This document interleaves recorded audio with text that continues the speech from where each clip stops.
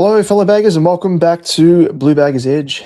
And we are back with another review of the clash, this time with the Crows. And apologies for my camera quality, it looks to be quite putrid, much like performance tonight against the Crows. But there were some positives, must be said. But by and large, it was just another shit show. It really was. Just an unfortunate series of events. I don't know how we describe these losses week in, week out.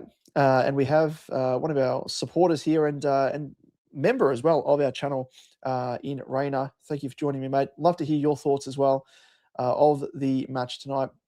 And here you go. You said I didn't watch, and probably a smart thing to do, mate. I mean, it wasn't a total loss, I will admit that. But yeah, it was a game that we were expecting more from. I mean, we say that every week, but at this stage, it's just I don't know how to describe it. We're virtually just going through the motions now. I think it's kind of all we can say about it, because it's Groundhog Day, it's repetition, it's everything else, and it seems as though every time I jump on here that I find myself lacking in the descriptive words to really summarize the way that we've performed. But, you know, there are some positives, as I said, you know, especially the first quarter. But we've kind of descended, going from like good first half to a good first quarter. Mind you, the conditions weren't very, very good. It started pissing down rain, I think, after half time. And yeah, it was very, very scrappy affair. It kind of moved from being a very, very fast-paced game early on, where it was goal for goal. And, you know, I think when both teams don't set up for a defensive sort of mindset, both teams are just goal for goal, and we look good. We look good, but I mean, obviously, the Crows didn't give a shit about sort of any defensive work, and that showed when they flicked the switch in the second quarter and started making us accountable, putting pressure on, and that forced turnovers. And I mean, that's kind of the bread and butter to defeat Carlton: is apply pressure and win the contest, and you'll come away with a win more often than not, because you'll force us into making all these errors.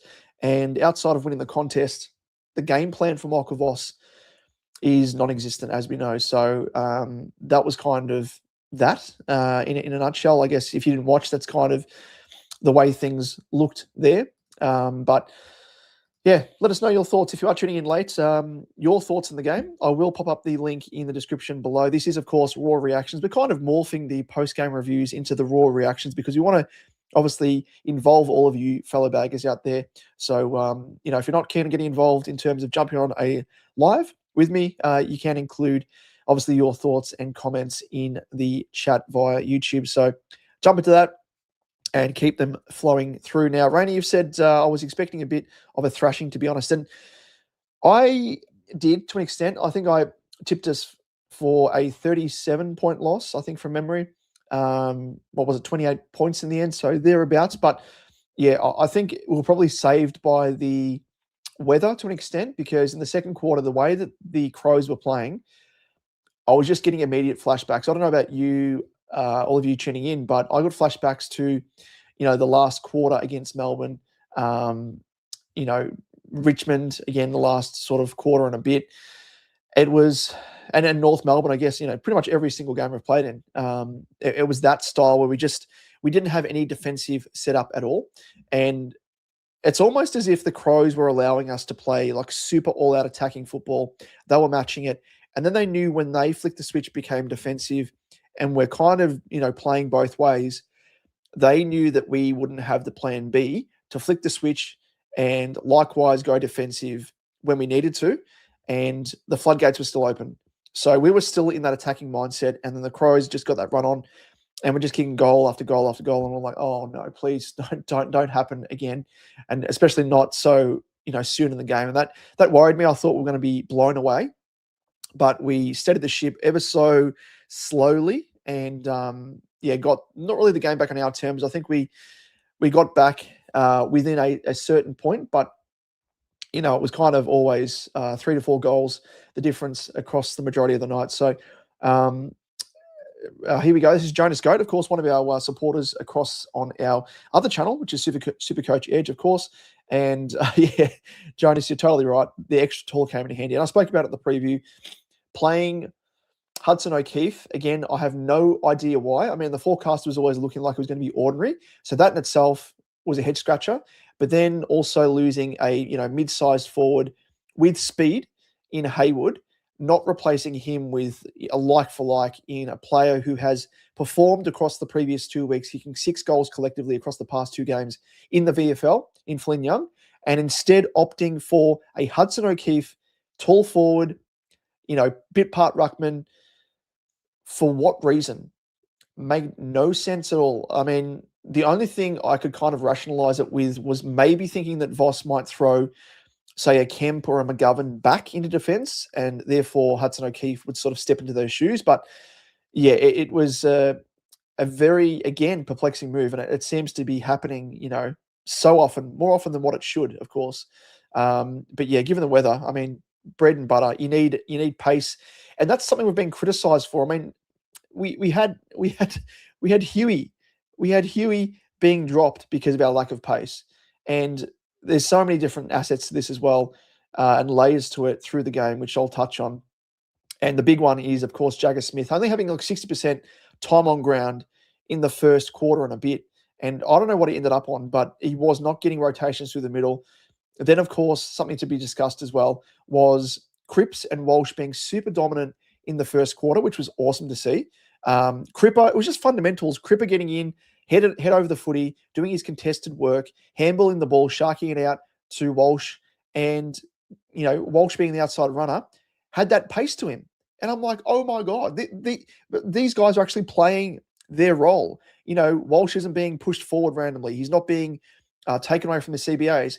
And then on rotation, when Walsh needed a breather, I was expecting to see Jagger in there. He was not to be seen.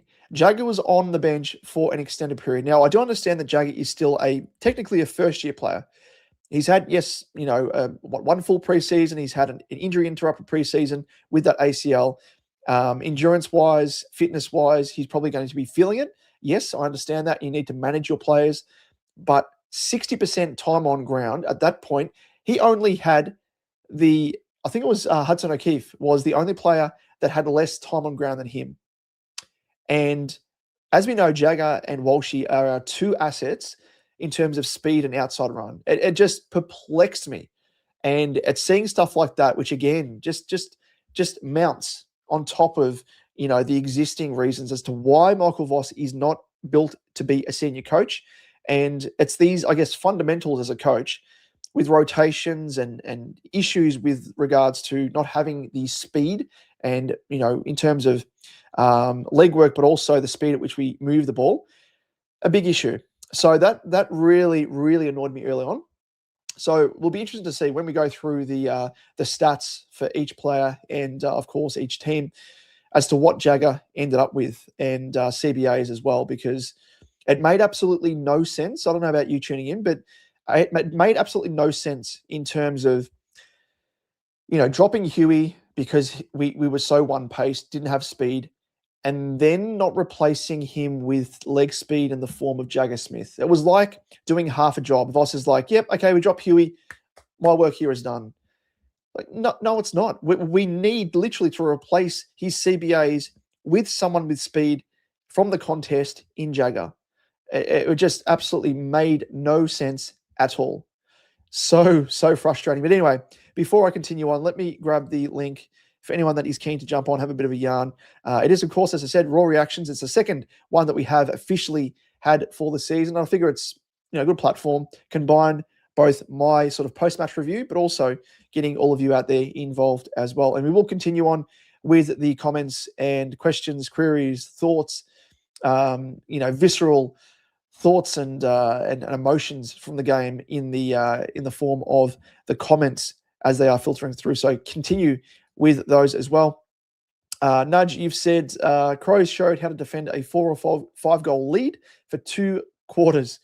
Yeah, it virtually seemed that way. Let me get up whilst we're going through this, get up the scoreline here. So it is 17-12, 114, Adelaide to Carlton 12-14, 86. 28-point margin in the end. And just having a look at the timeline here, the little scoring worm. And as you can see there, throughout, and what you're referencing there is the margin. So the margin for most of the game was from, halftime onwards, 4 to 5 goals for the majority of the match.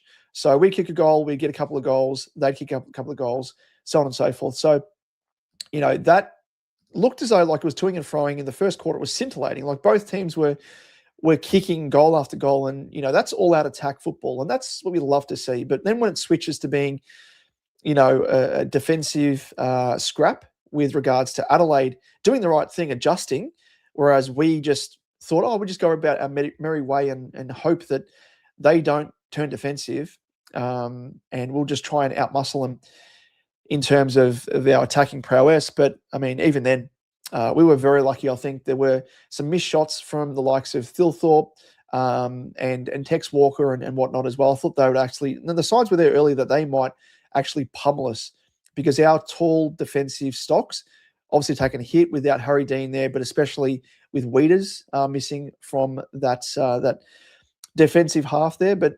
it was a scrappy game it turned into due to the weather as well. But 100%.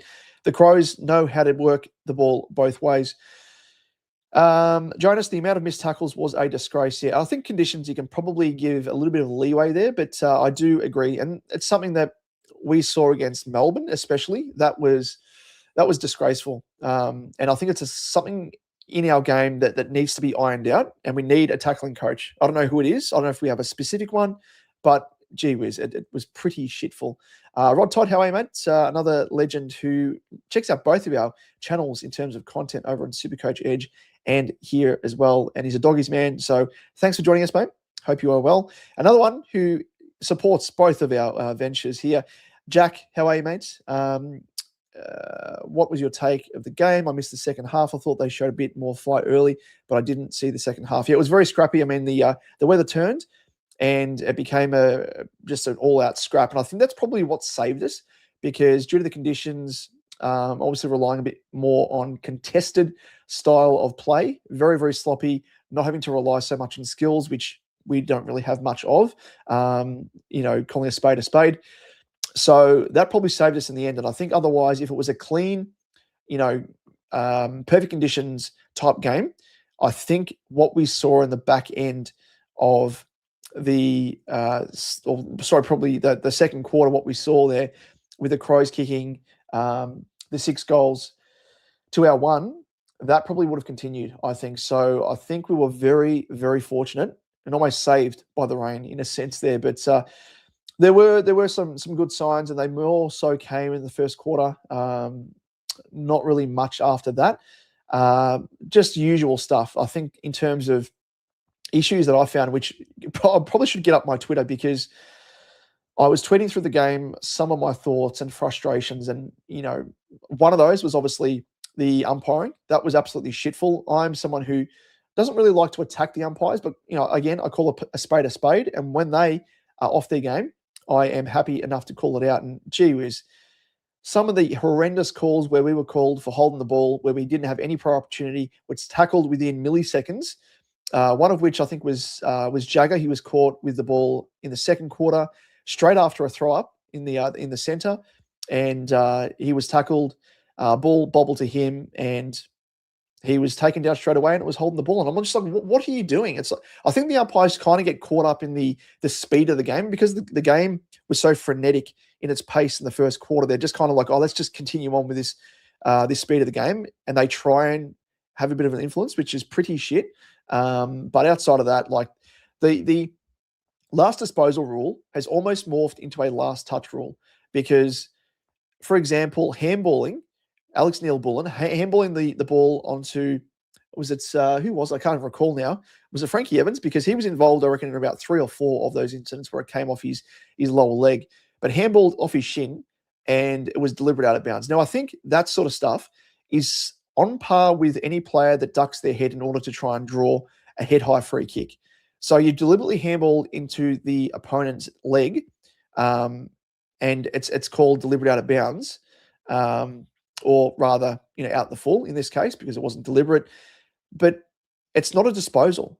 And Jason Bennett, I might get it up on Twitter in a second, but Jason Bennett, commentator, does some great stuff, very knowledgeable about the game, of course, but he took a screenshot of the ruling about the last disposal, and it explicitly says that it needs to be a disposal. Now, handballing the ball into someone's leg and champion data not calling that a kick, yet it's classified as out in the full, doesn't quite make sense. So it's just the state of the AFL at the moment, and the way that the game has descended into this. It's a sideshow, really. And a lot of the time we're just questioning rules, and no doubt the umpires are questioning the rules as well. They don't even know how to adjudicate. So it just really was frustrating, that's for sure. But let's continue on with some of the comments and questions. Rod Tide, Hudson O'Keefe got ahead like a half-sucked mango. He does, yes. How does he get a game?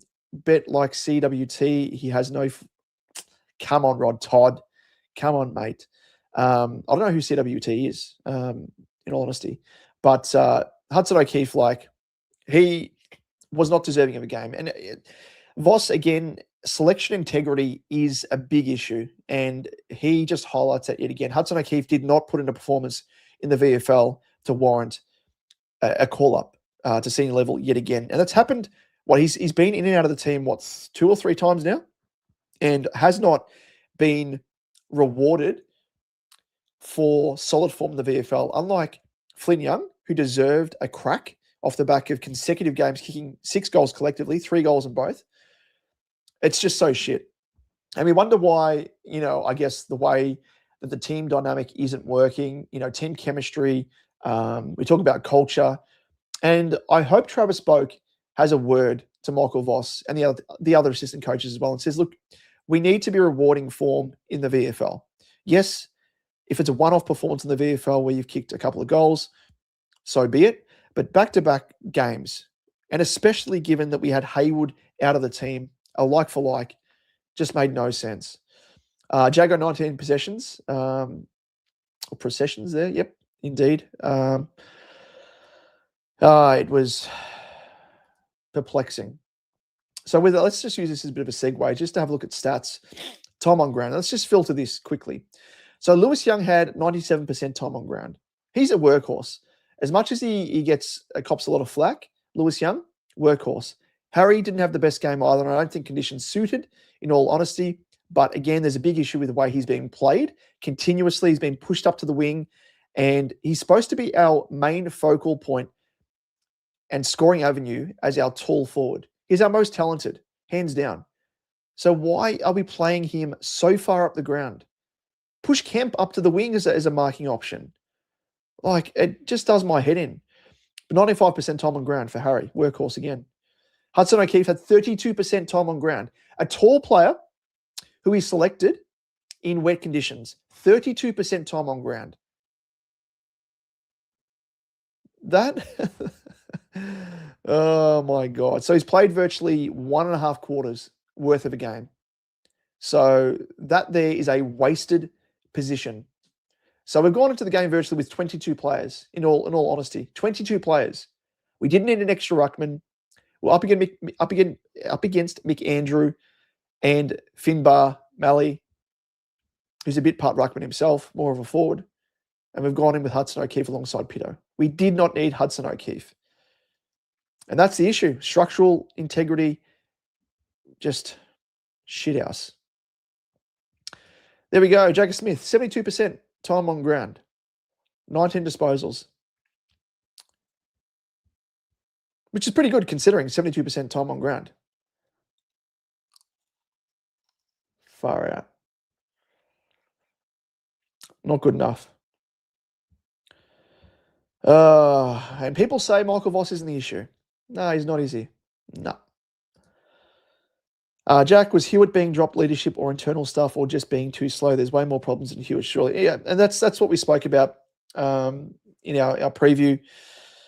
I understand making a statement that is one part of it by dropping a senior leader, but he actually played an okay game against North Melbourne. He was our leading tackler. He had 7 tackles for the game, the most of any Carlton player. And that's a big issue. Lack of defensive sort of mindset across the board. pressure ratings and outright tackles. 22 disposals, like it was. Number of marks, maybe double digits, and 7 tackles. In my eyes, watching tonight, Adam Chera should have been dropped. If you're going to drop a player, drop Adam Chera. There were so many times there where he just looked out of place.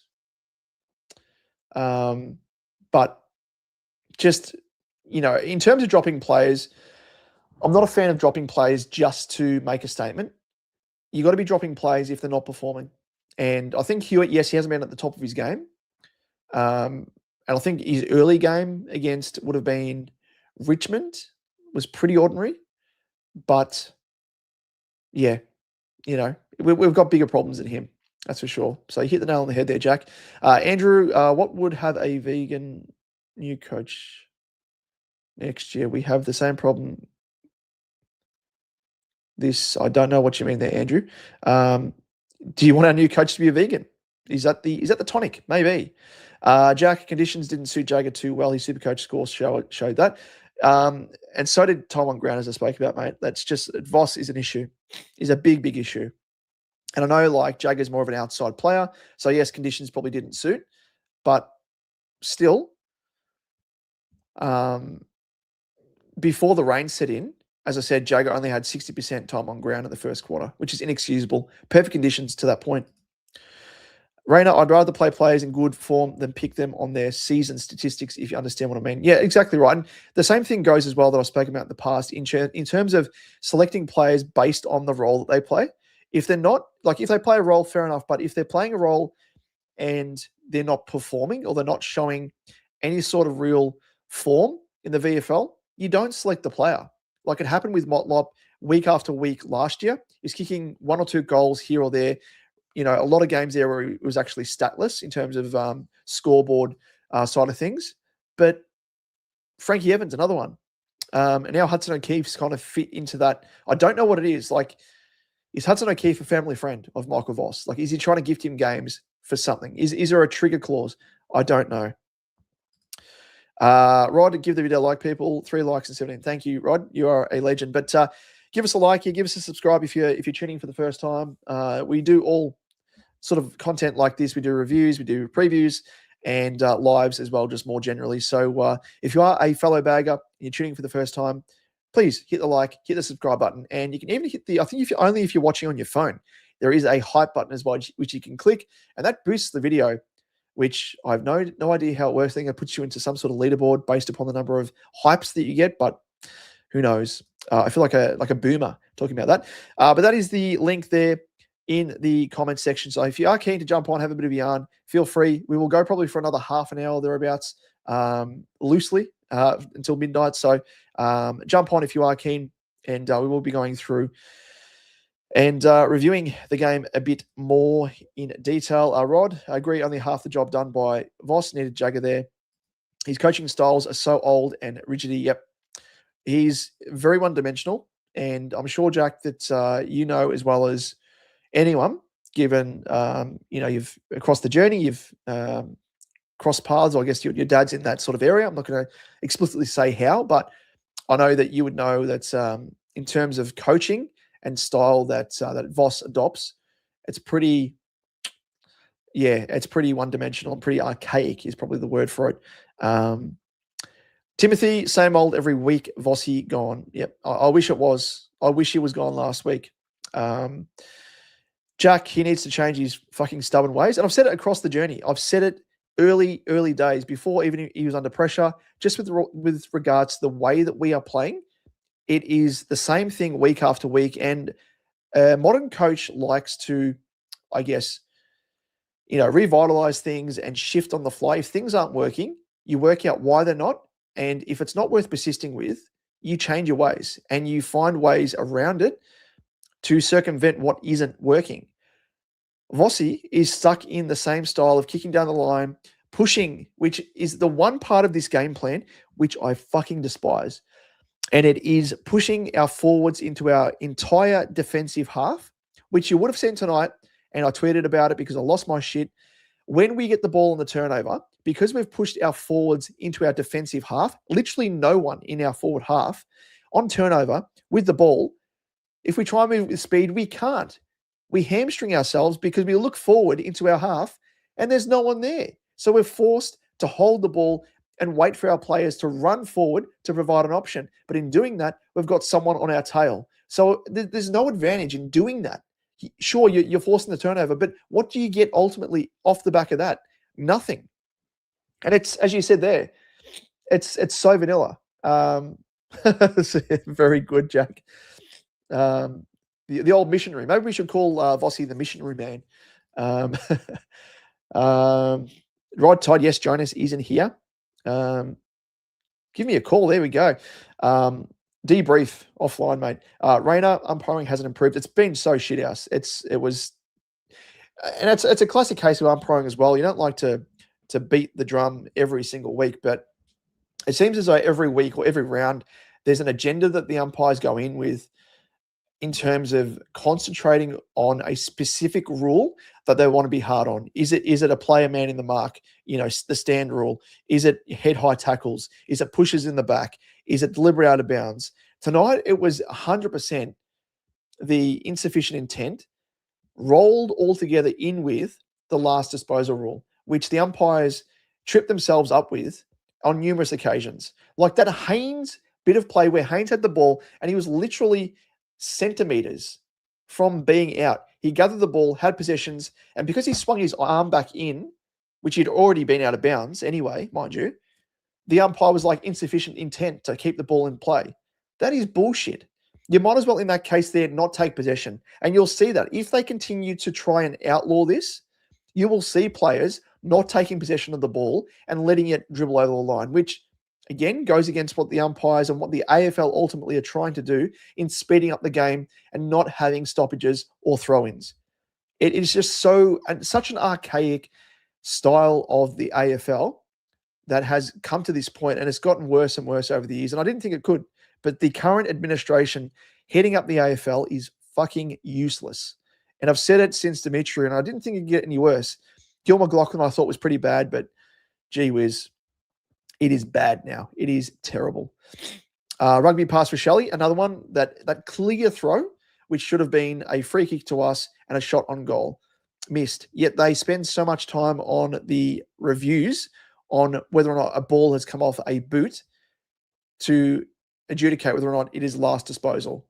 That sort of stuff where it's incidental, where it comes off someone's boot, where it's not a disposal, it therefore should not be a last disposal ruling.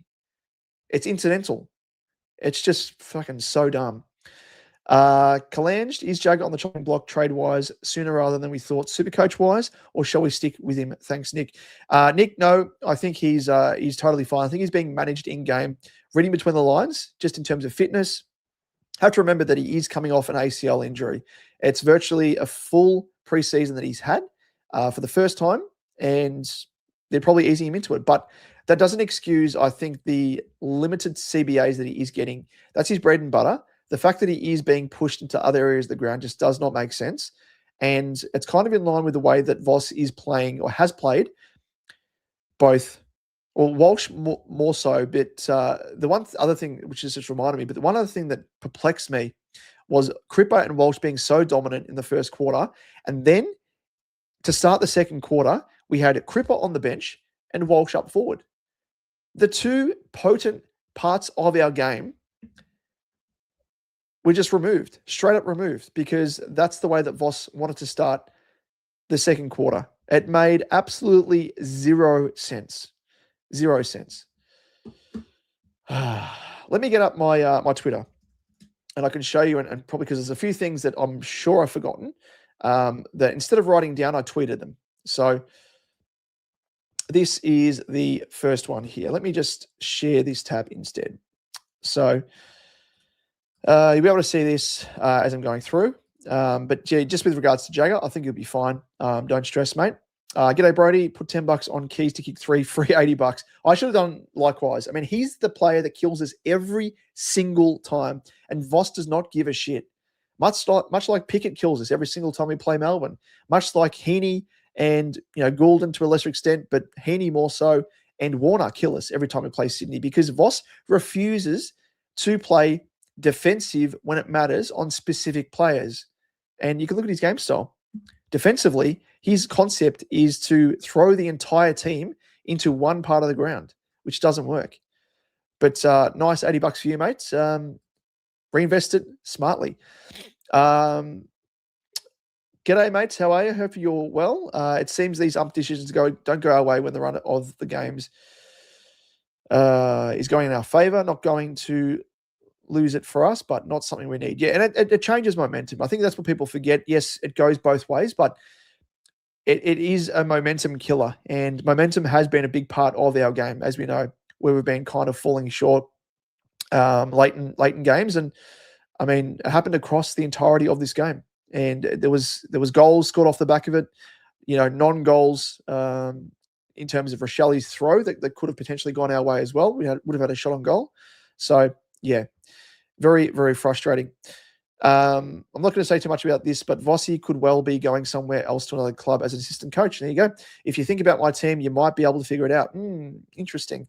Well, considering he is a Brisbane man, I do think that he would be potentially going to another club. So that would be very, very interesting if that was the case. But I'm sure it's happened in the background. He knows full well that he's not going to keep his job as senior coach at Carlton, which again, to me, it's much like in the NRL where we have players announcing that they're going to be playing for a different team like the next season whilst they're still with their current team.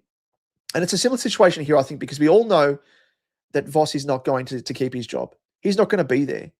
So why are we persisting and continuing with him at the helm? Because, again, that's the mindset that we all have. So the mindset of Vossi would be, go through the motions. What do I have to lose? I've already lost my job virtually.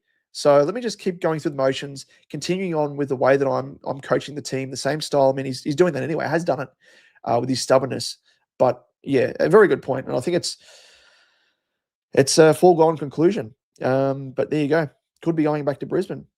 Rayner, we all know Ruckman take time to develop, but Reid would have been better tonight. And I think Reid, with what he offers in terms of his physicality at the ball, which is what Hudson O'Keefe lacks. He is a very, very timid, tall player, putting it nicely.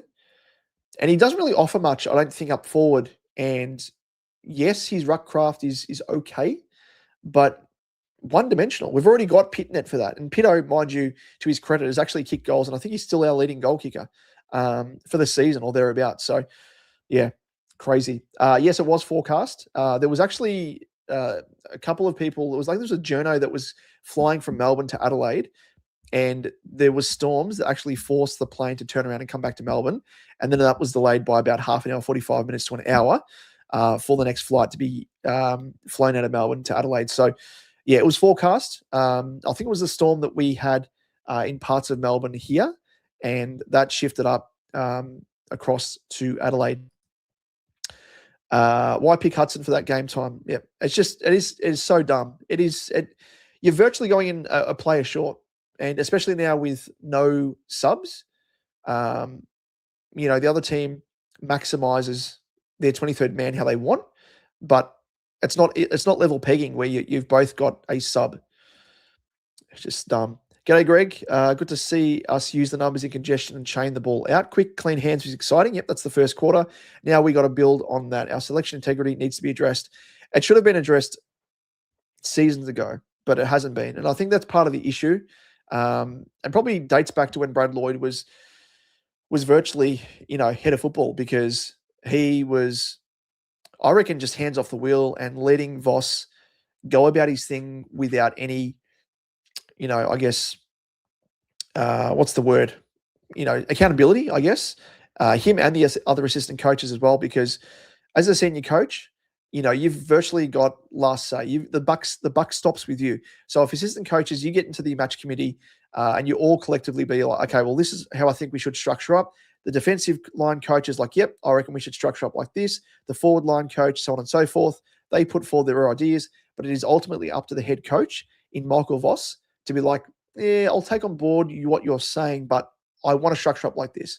So it's a big, big issue, and that falls on the head of football to hold the coaches to account as a whole if we aren't getting results there. And then beyond that, it's the CEO, so on and so forth. And I think that's what I'm kind of now. I'm thankful that we've got, both Graham Wright in the CEO position has been ahead of football, Hawks, Collingwood, and knows all about that area of the game. And we've got Chris Davies, who he works very closely with. And I think both of these guys should be on top of that. But I'm sure they've already spoken to him about it, but it persists. It persists, really, doesn't it? Jonas, Adelaide dropped a tall, and we added an extra tall, Clueless. Yep. If anything, we probably should have added another defensive tall, because their tall forward line is like their most potent. And if they had Fogarty tonight, we would have been absolutely hammered.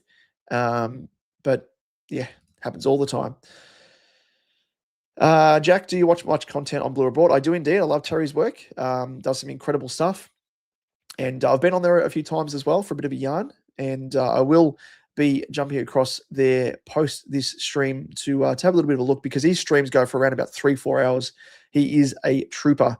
That is for sure. Jonas, surely Cherry will be dropped after 2 poor games in a row, coming back from another injury. The 5-year extension was unbelievable. Yeah, I think contracts nowadays don't really mean much at all. And I think it's kind of just leverage for the club to be trading a player, but it only works if the player's in demand. If you're trying to offload a player with a 5-year contract, gee whiz, you've shot yourself in the foot there, that's for sure. Still think, this is Wayno, of course, still think going forward, Cripper and Hewitt don't fit the team. We need to be balanced. Nothing to do with ability, simply the modern game. Yeah, I think you kind of need, a couple of in and under players, but yeah, probably on rotation. You probably need more outside runners than what you do in and under contested players. But outside of Walsh and Jagger, who I think is kind of virtually a first-year player, we don't have much speed at the contest. That's what I'd love to see us have, a Taylor Byrne. Throw him into the middle. And I can kind of understand why we threw a Motlop into the middle at stages last year, because we needed some variability, we needed some speed, but don't think it was really suited long-term to that role. But I'd love to see, again, Taylor Byrne, get him in there, get some speed in there. Ainsworth, I've spoken about it in the past. Ainsworth, in his draft year, I think he was rated top 5 in terms of agility, his 20-meter sprint. He is very, very speedy. So, I mean, we're using him. There were stages there where Ainsworth was taking marks in defensive 50. Like, if we're pushing him so high up the ground, play him in the midfield. That's both in the team at the same time. Yep. Got you there. Rainer, it seems like the only way Voss goes is if we have some 100-point losses. Yeah, you'd think that, but I mean, it's probably against the caliber of opponent that we're losing to as well. I would have thought that, losses to, Richmond I'm counting as a loss, but, almost a loss to Richmond, a loss to North Melbourne, the loss to Sydney is excusable, but the style of loss, inexcusable, conceding that many goals in a quarter. Was it 12 goals or whatever?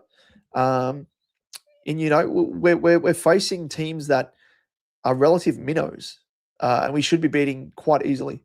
So I think that probably counts just as much as 100-point losses, but the club is stubborn and they don't want to fall into this. It's all about optics for the club now. They don't want to be seen as being that club. The old Carlton would sack a coach. Yes, they would, but you sack coaches no matter what. If they're not getting a job done, it doesn't give a shit as to what you've done historically. It comes down to whether or not the coach in charge is getting the job done. Are they adapting? Are they trying their hardest to try and, get the best results out of the team and not fall into the same game style week after week after week and be stubborn? But I looked across the journey, like the teams that have got rid of coaches. I think Goodwin was around about the bye. Leon Cameron, I think, would have been about the bye as well. So I think that's kind of the end point for coaches that aren't going to coach beyond the season. If they have really bad results, they would be, given their marching orders around about the bye. So we can hope for that. I hope it'd be sooner, because we need to fast track. And I think we need to rejuvenate. We're at the point now, the season's gone. It is well and truly gone. We need to be at a point now where we need to be looking forward and just rejuvenating the team, just mentally trying something new. Because if we continue with what we're doing at the moment, it's just going to descend into, really bad, detrimental areas, I think, where players are pissed off, which we're kind of seeing at the moment. Leaders are pissed off even more so, and there's disharmony within the playing group towards the coaches and the senior coach especially, and the culture overall is eroded. So I hope that the club sees the broader picture side of things, because it's much bigger than just game day. But who knows? Nudge, I know I'm old, but is there not a board of and chairman of selectors? No, there is a match committee. So coaches get together and they collectively work out who the best players are to play in the best 23 against the opponent they've got. But chairman of selectors, that's cricket style stuff. But yeah, the accountability is on the coaches, and especially, as I said, the head coach. Rainer, I've been watching many games this year, and most of them have not been enjoyable to spectate. Yep, 100%. That's Carlton for you in 2026, even 2025. G'day, Jack. How are you, mate? Hopefully you are well. We have 20 people tuning in, so thank you everyone for tuning in. And if you are enjoying us and what we're putting out here, please feel free to give us a like and subscribe as well. And you can actually hype the video as well. Rainer, and we do, of course, appreciate all of your support that you give us. Rainer, good evening to everyone here in the chat tonight. You are a very nice man, Rainer. Jack, the fact that every press conference, especially last weekend for Easter, he just spoke about the day and how they are doing well with the right things. Yeah, it's classic, politician type speak. And it's speaking about anything other than what you need to be speaking about and addressing, which is the negatives. He's done it for so long where he's just highlighted the positives as opposed to the negatives and tried to gloss over things, which is not the right way to go about things, obviously. Jonas, once again, we had too many players grouped together at stoppage. As soon as it spilt loose, we got killed on the spread. Yep. It's the same thing week in, week out, isn't it? Jack, it just pisses me off as a fan of him. Off-field, great fella. On the field, for fuck's sake, please do something different. As a fan of Carlton also, but not my main club, I want them to succeed. You are a very nice man, Jack. That's for sure. I'll join his stream also. So if you do fan cams, I'll be keen to hear your thoughts with him. That is with regards to the fan cams for Blue Abroad. Brent, Chera, and Harry Mackay are very ineffective. Yeah, Harry, I think conditions didn't suit, but again, I think he's just being misplayed as well. He should be our stay-at-home forward, much like a Tex, much like a Fogarty. It's just, frustrating.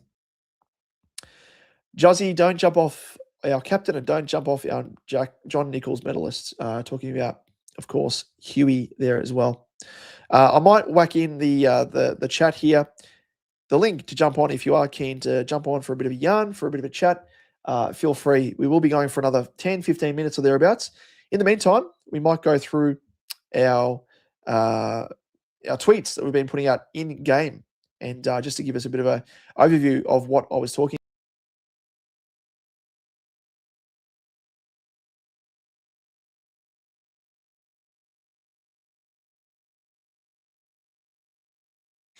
Apologies, had to blow my nose there as well. Didn't want to do that on stream. Hopefully didn't hear that. But a little bit congested. Let's have a look at this. Where are we? So that was just a bit of a gag. Like, quick look at the coach's box on the halftime siren. Wait, Voss isn't there. Quick look on the bench. Bit of a Dumb and Dumber type gif there, but it's really... it's perplexing because Voss on the bench, there's so many times there where he was talking to the guy with the headset on the bench to communicate up with the assistant coaches sitting in the box.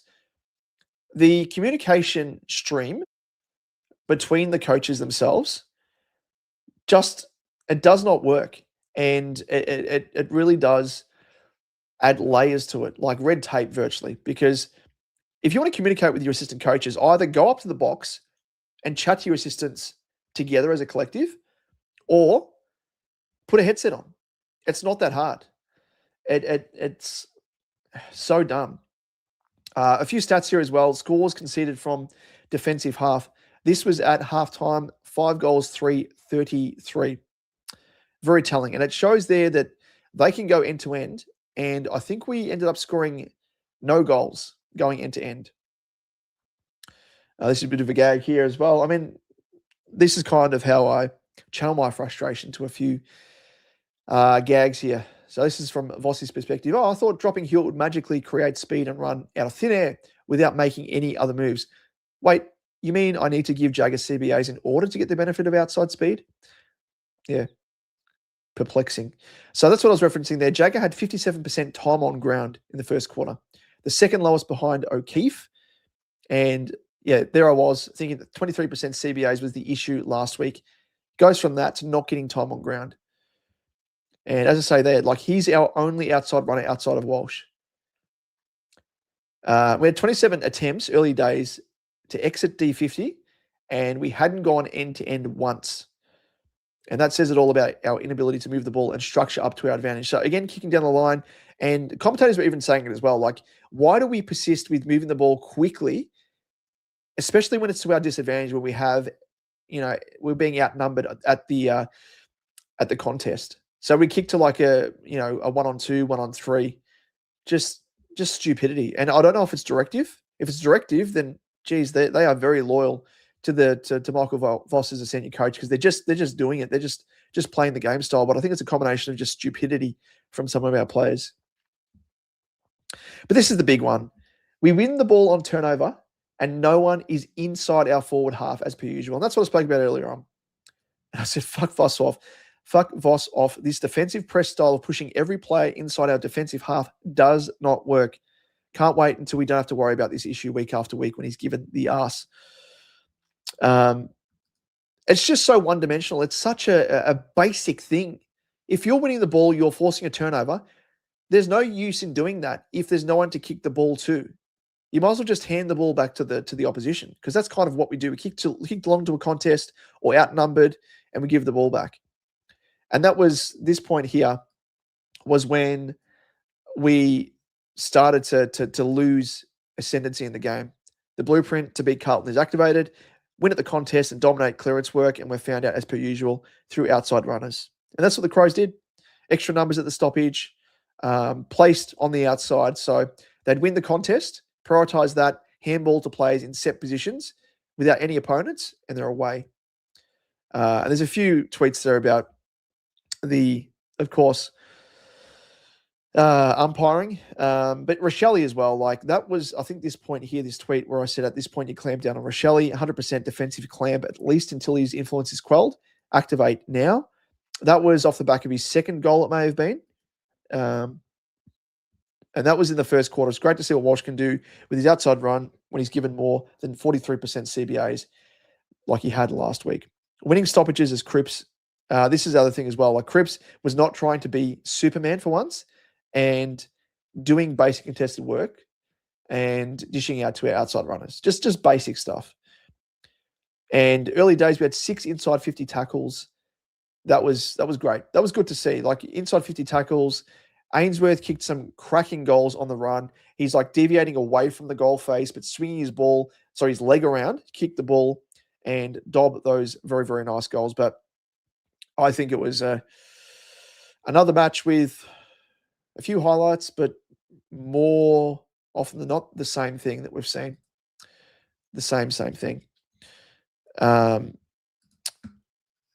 Jonas, bloody hell, another Thursday night game next week versus Collingwood. Oh, God. The weekend is over before it starts. Need to bury these duds on a Sunday arvo. Yeah. And I'm going to the game, of course. Because I'm a stupid, loyal nuffy. Thursday game. And that's the shittest as well. That game is absolute bedlam to try and get to on the Thursday. Getting into the city, if you're not taking public transport, which I live out in Whoop, it's a shit to get into the city at that time. But yeah. And they're going to be, vocal. Yes, haha, we've beaten Carlton. Oh, you're shit, this, that. We know we're shit. It's you're not telling us anything new. Rayner, it blows my mind how he coaches on game day. Blows all of our collective minds, mate. We had one end-to-end goal. Harry kicked it in the last, I think. Yes, actually, you're right there. That was quick kick. And yeah, he got forward and kicked a goal where he should have been. Harry stayed home forward.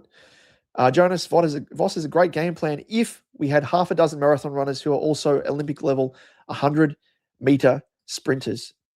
Yep. And I'm going to queue up as well. Now, for those of you who didn't watch the preview of this game, I just want to flash up on screen something that I filmed. This is at the North Melbourne game. Just to give a taste for those people who don't attend games and perhaps, or don't get a chance to, not that you'd really want to with the way we're playing, but it just shows the way that we structure up. On broadcast, you can't see this. And this is what I'm talking about, the way that we're playing. So you can see that there. All of the players pushed, and that's my father-in-law and us and myself just having a bit of a gag there. So as you can see at the start of this clip here, this is our defensive half. And scrolling forward, so the kick is going down the line. We've got no one in our forward half of the ground. We saw that tonight where we'd kick the ball, or we'd cause a turnover, get the ball, kick down the line. If by some miracle we have the ball, we can run and carry, there's no one to kick to. So we're just like waiting for our teammates to run forward. And that's what you're referring to there, Jonas, where we need marathon runners. And it happens both ways. Defenders are pushed up into our forward half of the ground. And then when the opponent forces a turnover in our forward 50, we're left napping. And unless we're opposition goal side of our opponent, we're absolutely cooked. With run and carry, speed and transition, we're not very good at defending that. But that there is just an absolute joke. I should just play that in replay. And yeah, just retweet that on Twitter. It's the same shit. This happens every single game. There's nothing like it. Like teams adopt that where they actually shift their players back into their forward half before they've got the ball. So at least there's someone forward of the ball to kick to. Like Adelaide tonight, they had Thilthorpe and it might have been Tex a couple of stages there where they were the only two players inside their forward 50. So why don't we have Harry as our stay-at-home forward? But no, we want to push him up to the wing. Thursday night isn't ideal for families. No, 100%. It's a shit show, but the AFL does not give a shit. They want to make Thursday night a thing, and they want to be using the big clubs with their big supporter bases to drive that. AFL. Mate, leaving nobody in the forward line, even when other teams do it, blows my mind. I just can't see the use of it as good footy. It's not good footy at all. It's so stupid. It's not even... I reckon if you go down to the local suburban football, you wouldn't see coaches of suburban football teams using that style of play. It's just not sustainable. Like, if you find that your opponent is napping and they're not quick to run both ways, you could probably do it because you could outrun them on the other side when you get the ball. But to do it, especially against fast oppositions, and that's why we got found out, especially against the Swans, so badly, was because defensively, you can't be running and expected to be running both ways with extreme speed and endurance. And people wonder why that we run out of speed and people are questioning fitness. If you're playing that style of game, it is not sustainable at all. Wayno, we're going to get you on, mate, as well for a bit of a yarn. But speaking of which, we do have Jack in the background here, so we will patch in Jack. And I did say that we would go until midnight, but we might extend it for a little bit longer. So, Jack, you can jump on. We might set it for about 10 minutes or so. And then if Wayno or someone else wants to jump on, we will do that as well. And then we'll wrap things up, I think. But that is the link in the comment section as well, just in the meantime, for anyone else that is keen to jump on for a bit of a quick yarn. Jack, how are you, mate? Good evening, Damo, everyone in the chat. You can bring other people on the panel anyway. We can indeed. You can actually bring people up and have different things to say. First off, the Hewitt thing is just mind-boggling. I'll get that out of the way. Guy has 7 tackles, better than anyone last week. He was made a scapegoat. So, to me, there's pressure on dropping senior players, so they picked him yet again. They did that, I think, a year or 2 years ago when he had 24 possessions that time, and they dropped him. So, and the conditions would have suited him as well, bringing a tall in, a no-no, you just got to scratch your head. I mean, guy has 4 positions in the VFL. Let's reward him. They know the conditions are going to be shit. Bring him in. Waste of time. And then you got poor Flynn Young that's in the best every week. Can't get a gig. Players, the second quarter debacle. Hey, Petra Khan, how you doing? Been a long time. How you doing? I know Petra Khan. Anyway,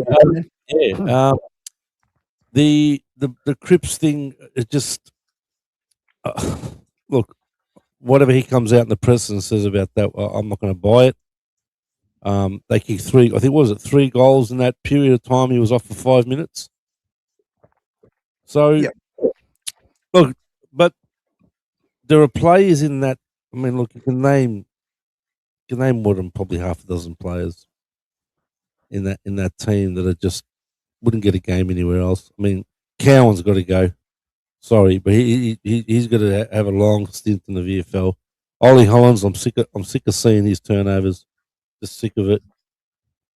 Young, everyone talks about Young, but on the other side of that, if you look at their 2 big men, they really didn't have a big impact, did they? Really, It was the smaller players, which goes to show the conditions count, right? I saw Daisy during the week say that Thilthorpe was going to kick more than us, more than our total score. I don't know whether you saw that caption. But yeah, look, there's players there that are just getting a free ride. I mean, I know, look, that we haven't got the depth. You go into the 2s and have a look. I mean, Flynn Young should be a walk-up start naturally. Sard's cooked. Forget about Sard. He'll be packing his bags. He's gone. Well, he can't tackle, yes, and he just turns the ball over. He just butchers the ball. It's just every week is the same thing. And he can run. He can run a million miles. And he can run all day. But it's just disposal and skill level. He hasn't got anything. Yeah, All right, he kicked the goal tonight. I was happy with Ainsworth. All right, chipped in with a couple of goals. Don't start me on Harry Mackay. I'll be here for half an hour to an hour on that one. I mean, come on. Soft serve. Come on. Is soft serve, mate. Really, come on. People saying, "Oh, stay in the forward line," but there's no one up the field. Who's gonna go?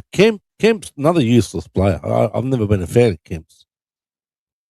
Pito's surprising me. I think maybe because he's got the number 1 role now. I think he's absolutely surprising me. He's doing really good. I thought Walsh did all right, especially early on. Yeah, he was. His first quarter that's Walsh of old. But yeah, look, I'm not really disappointed tonight because they had a dig. I'll give them. They had a dig tonight. They didn't just curl over and roll into a corner and let. The conditions did play a part. If it was dry or whatever, it might have been a bigger loss. But but there's some players in that team that they seriously would not get a gig anywhere else. Cowan's got to go.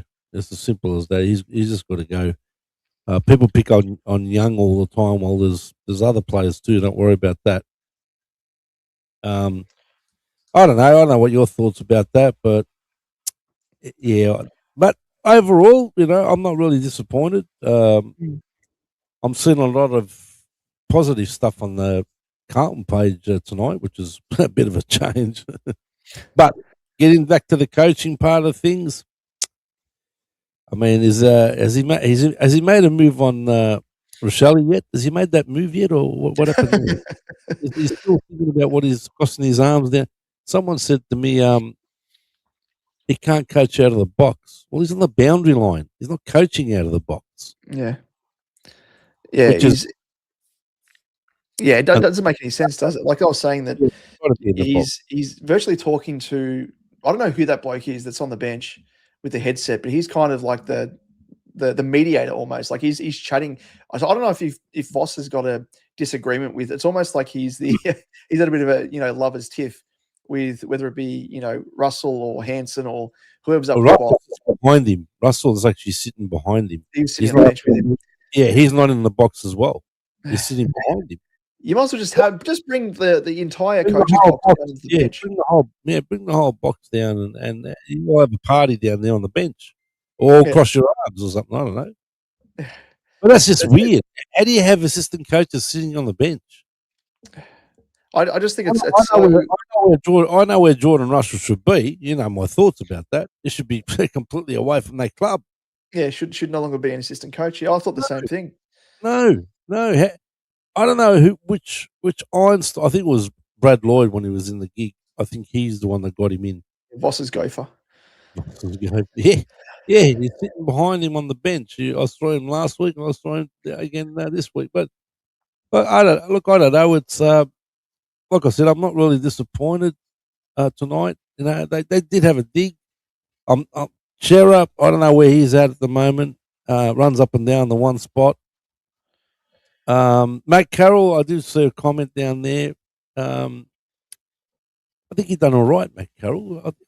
I think they've got to see. This is a good coach would move your players around, like you were talking about earlier on. Move them up the ground, like make some moves. Put some speed in the center, or put Matt Carroll in the middle. I mean, what we used to do is we used to recruit players. Bryce Gibbs was a perfect example, as I've mentioned before. We recruit players and we dump them in the back line for 2-3 years.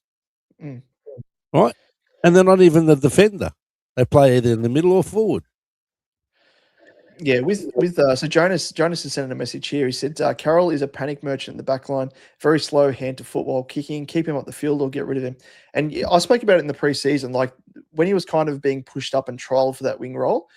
I thought it was a really good move because I tend to agree with Jonas here in the sense that I think as a pure defender, he has too many deficiencies where he kind of likes to play that more attacking style, which he was kind of found out for at stages in his other games. And I thought, it was probably a good move because then he can leverage off his booming foot.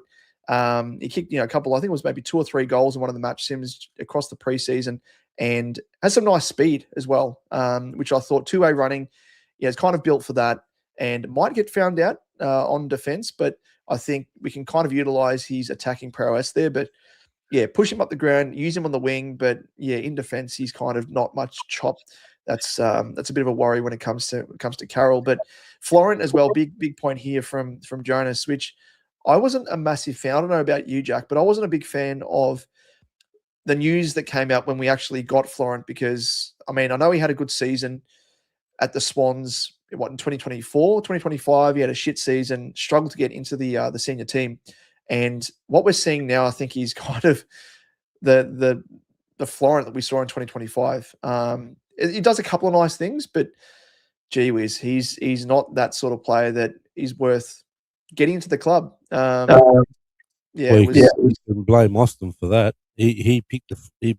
Look, I said, I got mates I talked to behind the scenes about all this stuff, as we've been doing for years. I picked Ben Ainsworth out of the three, out of Hayward, Florent, and Ainsworth. I picked Ainsworth to be the best out of the three, and he's proven it. I mean, he's chipping in with a couple of goals here and there. But we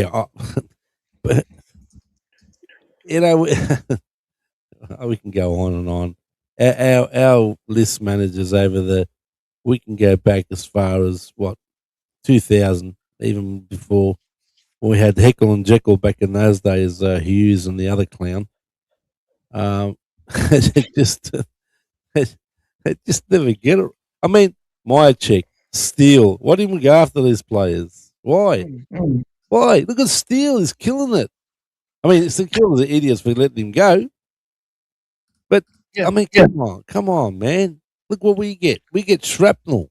I think the only player that's actually been much chop that we've got our hands on is Ainsworth, and Petra has mentioned that there, and I've spoken about it in the past, where I think we should be using Ainsworth with his speed through the middle, and that's something that we've been lacking.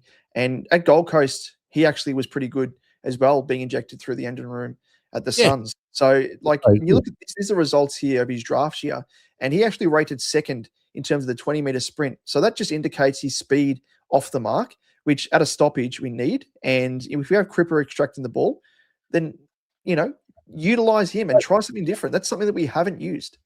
Well, both his goals tonight, he was speedy. You have a look at the way he attacked the ball; he was speedy, and especially the one he kicked around the corner. And he was running flat out there, and got the ball and then kicked it around his body. But yeah, I agree with what Petra says. Me and Petra go way, way back to the old school, don't we, Petra? We talk about the old school days back at the club, Carltonians and all them.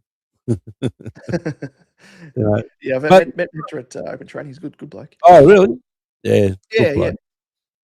Yeah, but look, like I said, I'm not really disappointed. I'm the coach. Well, we know what's going to happen there, but I still say that he will not be sacked until the end of the year.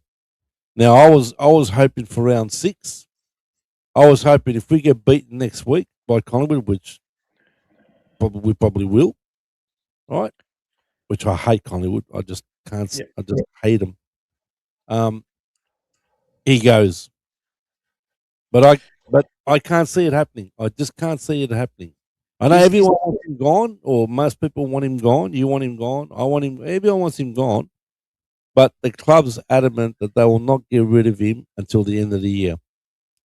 Kind of makes sense in a way if you think about it, because you're going to have a caretaker coach for the majority of the year, right? Yeah, exactly right. And it comes down to like who takes over and who takes over. And who it's probably the only benefit I think in terms of like what I spoke of earlier is just resetting the team itself and not just refreshing. I mean, you think of giving caretaker coaches coming in. I mean, when we had Teague taking over, we got I think that was the Brisbane game, and Cripper spoke about it, and he had a ripping game that game. But leading up to that, he was in some pretty bad form, and we got the win. That was come from behind as well, and it just goes to show that like just a refresh or a reset mentally is probably the most beneficial, and it's probably something that I think we need. We're at that stage now, but the only problem but there's also a caretaker coach maybe auditioning for the role. That's kind of the other side of the thing as well. It depends who it is, but you got to remember the same coaches are there. That's the problem. Hanson's still there, Clark's still there. They got that clown back at the club, Josh Fraser. I've got no idea why they went forward and reverse on that. They reckon he's the most senior one there. He takes over the job or the caretaker role. But they're still there. It's still the same thing, right? So Voss is standing on the boundary with his arms crossed. You got the clowns upstairs coaching. I can't. That's what I'm looking at. That's what I'm seeing. What is Voss doing without a headset? We've been talking about this for so long. He had his psychic Ebert with him last year with a headset relaying messages back and forth. He gets the message and then he sends it to Voss. He's got to go up. He's got to coach from the box. It's as simple as that. You're not seeing anything down on the ground. What are you seeing? How do you see the outside, the outer flanks or the outer wings? How do you see what's going on over there? Yeah, there's no way. Like James Hurd's spoken about it. Like he's obviously been a senior coach. There's so many different analysts that have spoken about that same thing. I wouldn't mind having him as a coach. I wouldn't mind him in terms of just assistant coach, maybe not senior coach, but maybe assistant coaching for sure. Wayne says Voss filling out his contract gives club time to do the job right for the next is what I take out of it. That's what I'm saying. That they let him run out his contract, and at the end of the year, well, while the year's going, they can start fishing for whoever they want. I don't want Simpson. I don't want Longmire. I want someone young, fresh, someone that's got ideas. Like you mentioned, Skipworth, Carousel comes to mind. He will never get a job. Otherwise, he would have got a job now, right? So that's what we need. We need, we need someone young in there. I think with a bit of mongrel about him too. I reckon, but but I can't see that happening. Carlton usually go for like a quick fix, right? That they mate. They usually go for they'll go for a Simpson or a Longmire or someone like that. But I don't know how they're gonna go about it. But he's right. You know that let it roll out the year. I mean, look, we're not going anywhere, right? We're not going to make finals or 10, whatever. Yeah, it's Well, Simo has just started his assistant coaching career, so give him maybe a few more years. Could be all right. Oh, you're talking about Adam Simpson. Sorry, I thought you were talking about Al Simpson. No, I don't want to go down that track. I don't want Longmire or this Simpson, Adam Simpson. No, we need someone. I think someone young. I mean, look at some of the coaches that are going around at the moment. You know, I mean, Sam Mitchell's a perfect example. I mean, you know, now I'm going to go now, but just before I do go, that game of I'm just going to go off topic here of Carlton. I watched the Geelong and Hawthorn game twice. I watched it. It was a ripping game, yeah. That last quarter is what I wish Voss watched that last 2 minutes or last 5 minutes, even maybe a bit more, a bit earlier. How Sam Mitchell turned that game in the last quarter. Watch what he does. Watch the moves that he made. He puts speed in the middle. Bang. He puts that's how you coach. That's how you do it. You can see Graham Wright was onto a good thing, wasn't he? When he pinpointed Sam Mitchell as a potential candidate to take over from Nathan Buckley, and why Hawthorn were quick in turn to tap Clark on the shoulder and say, "Mate, we want Mitchell coming in." So Graham Wright has at least the foresight to identify coaching talent. We just hopefully he can do it again, third time lucky. But he was at the club when he was playing. Yep. As well, so he knows, right? And then chose McRae thereafter. So no matter what, he did a good job. Well, let's hope he does. I now believe people can disagree with me, but I know how this club runs. I know how the board works. I know we've spoken about it, but I believe now Graham Wright's been tapped on the shoulder, like all of them have. Doesn't matter if you're CEO or the board of footy director or whatever, footy manager. I think he's been tapped on the shoulder. He's not going to sack Voss now. He'll leave it to the end of the year. And we need, if he's dead set, as he is supposed to be a guru and what he's done, which he has, he got to clean that footy department out, get rid of these coaches. Well, new coach will bring in his new coaches. But if you noticed, when Voss took the job, some of the assistants stayed there. Yeah, that's right. Right? You'd think there would be a whole clean out. No, it didn't. Some of the assistants, and then they brought back people that were there at the club a few years ago, like Tim Clark, for example. They brought him back. Right? Yeah. Anyway, good talking to you. And just beat Collingwood. Yeah, I'm not confident, and that's like I can stomach a loss to any team. But yep, I'll be there. Unfortunately, because I'm an idiot. Mate, tell you what, we lose that, that's going to be an absolute explosion. It's going to be. That's the one part of Collingwood. If you think about it, they're not as good as what people think they are. No. They're going to fall off a cliff worse than what we have. At least we've got a few young players in our side. I was chatting to someone else on Twitter, I think it was, about they said, the youngsters at Carlton aren't too good. They're going to fall off a cliff because of Tassie coming through. And I was like, well, you look at the state of Collingwood's list and all their talent is loaded in their 29 plus, players. Once they retire, which will be at the end of this year and next year, maybe, it's going to fall away massively. And because they haven't developed youngsters, they haven't hit the draft, what West Coast has gone through is what they're going to go through, I think. Outside of Dacos, obviously a superstar, but does he go to Tassie? If I were him, I would 100% go to Tassie on a huge money and then maybe go back to Collingwood if you want to go and do a Gary Ablett. But yeah. I know Pendlebury and Sidebottom always kill us, and they're the oldest players in the league. They Mm. always do it to us, always. And that Elliot. But anyway, good to be on the show and keep it going, mate. And we'll Easy, catch up with you next week or something. No worries. easy, mate. No worries. Have a good one. Take care. Mate. Bye. And we'll have a quick one. We've got only Carlton, the absolute legend, waiting in the green room. So we'll patch him through for a quick yarn. Wayno, you said I'm an idiot with you, Damo. Yep. We are all collective idiots. I think we're just that rusted on. Our passion supersedes any sort of logic. We could be, I mean, to speak to that, like back in the day, I've kind of been through the motions. Being 37 years old, and I'm sure you went through it as well as an older gent yourself there, Wayne. Sorry to out you there, but I won't say what your age is, but I'm sure you would have done likewise. Like back when I was younger, in my early teens, I was going to Princess Park, Optus Oval, as I still call it, back in the day as it was then, and watching us getting beaten week after week when we had bid part players from, every suburban league that we drafted and players that we got from the scrap heap because we had the salary cap issues. And despite the fact that I knew that we were going to get smashed, me and my best mate would go every single week, and we're kind of like Teflon, I think, now, having been through that. But yeah, it's frustrating to see that we're going through things like that yet again. It's not quite to that extent, but yeah, it's pretty shitful, that's for sure. But we'll continue going no matter what.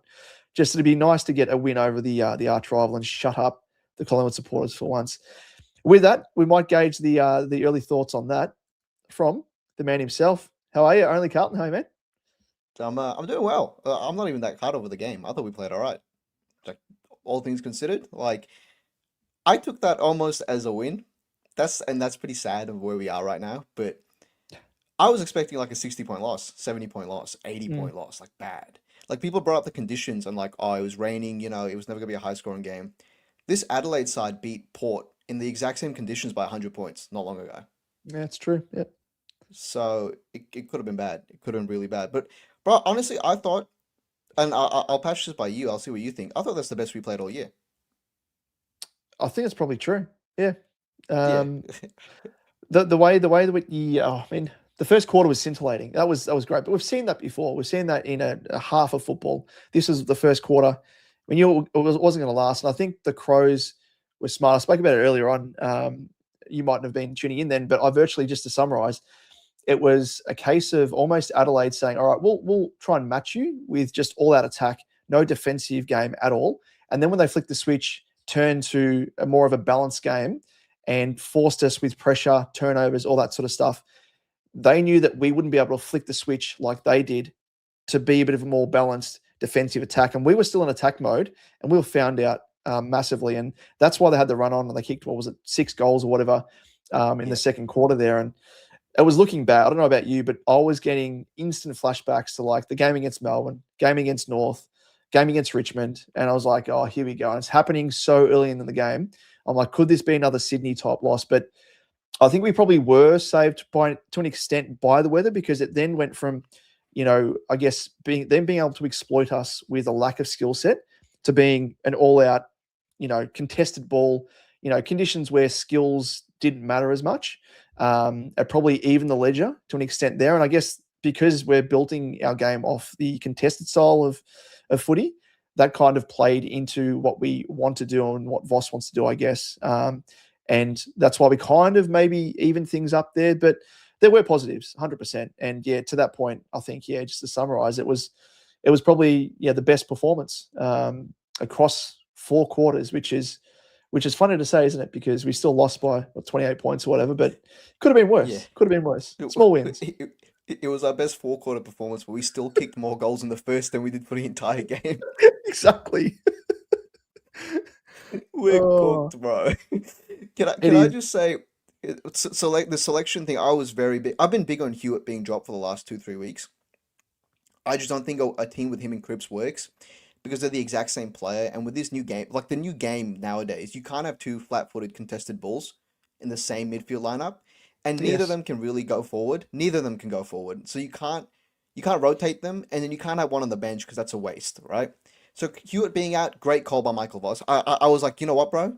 Maybe he's woken up. Maybe like this is the turning point for Michael Voss. And then I saw him bringing in Hudson O'Keefe. It's like one step forward, two steps back, wasn't it? Yeah. I'm like, okay, Hewitt out the midfield sick. We're gonna bring in speed, right? I'm like, okay, can't wait for him to bring in Flynn Young, Jack Ison, Hudson O'Keefe. It's like I love the soft launch as well, because it was kind of like the rumor filtered through the social channels being like, oh, Hewitt is going to get dropped, and you're like, okay, well, who's going to come in? And it was like soft launch and then hard launch, Hudson O'Keefe. Like, what are you doing, mate? Oh, and Hudson O'Keefe only played what, 33% time on ground, if that. Like, I didn't understand that at all, at all. It's kind of like having TDK as a sub in like a really important final. It's almost like this is like a pattern of things happening, and maybe he's not a good coach. It just seems like that. I don't know. Don't know what the go is here. Oh God. Wayno said it's the best feel to it for sure. Had Crow simply defending the 20 points last quarter. Rainer, early 2000s, when we went through the beginning of this current hell, an old Bulldog supporter put it in perspective for me, and he said one thing, that he'd been to only one grand final in his lifetime. Well, at least he saw a flag. Well, hopefully he's still alive, the man you're speaking of, or woman you're speaking of there. Jonas, what are you blokes talking about? Adelaide are very ordinary at the moment. We are just much worse. Well, I think in terms of quality, the Crows are much better than us. They probably weren't playing to their full extent. I mean, we're not obviously either, but I think their style of game is much better than us. Like if you're having the Crows at their full strength compared to and what they can provide in terms of the way they're coached compared to us, I think we're kind of not quite as good as the Crows. And I mean, at Adelaide Oval, we can never beat them there. No matter, even if we're top of our game, it's just our little bogey spot. Yeah, no, spot on. I mean, like, I think the only thing we missed from that game was just a leader. Like, we just didn't have a leader that stood up. Like, the flow turned, and like I think to Cripps, and I thought Cripps had a great game. I think he did all right, but he missed that goal in the third, and I'm like, we needed that. We needed something to settle us down, and we don't have anyone like that. Like Walsh, Cripps had great first quarters, right? And then they just faded out. They were gone for the second and third, and then they came back in the fourth. But so many, like Harry Mackay is the worst key forward in the competition. He is the worst key forward in the competition. It's not even a debate at this point. Yeah, he's so out of form. Insane. Like if he was like I know Kemp gets shit. Lewis Young will cop shit. But like these are players that don't win you games. Like what do you expect from Brody Kemp? What do you expect from Lewis Young? But you expect something from Mackay. And the thing for me is going into this game, the bar is already so low for him. I didn't even want him to kick goals. I was like, you know what, Harry, go out there and have a presence. Have a presence in that forward line. You know what I mean? Please don't fall over. Please, like, just compete for marks, And I'll never forget, I think it was in the second or third quarter, him and Taylor Byrne went up for the same mark, and Harry Mackay landed on his fucking ass, and Taylor Byrne hit the ground running, and I'm like, oh my God. I'm like, oh my God. You had one job. What did you make of the self-sabotage from Michael Voss, which I'm calling it as that?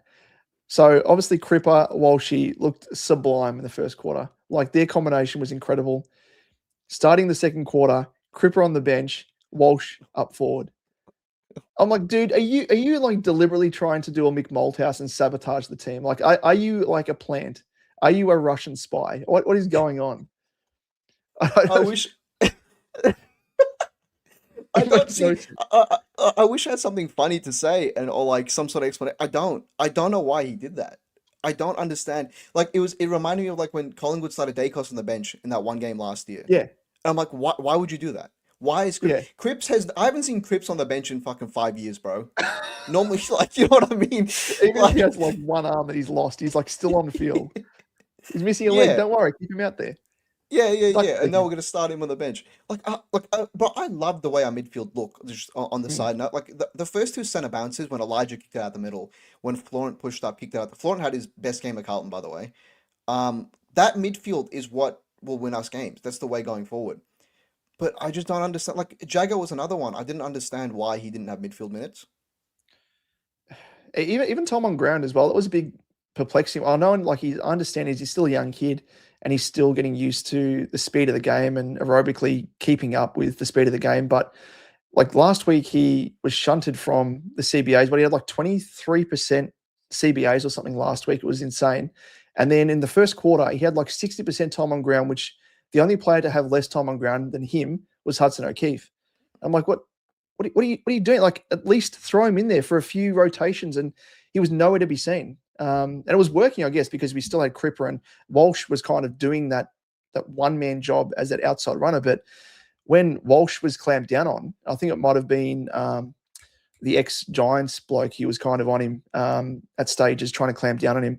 And I'm like, okay, well, Jagger's going to be in the middle.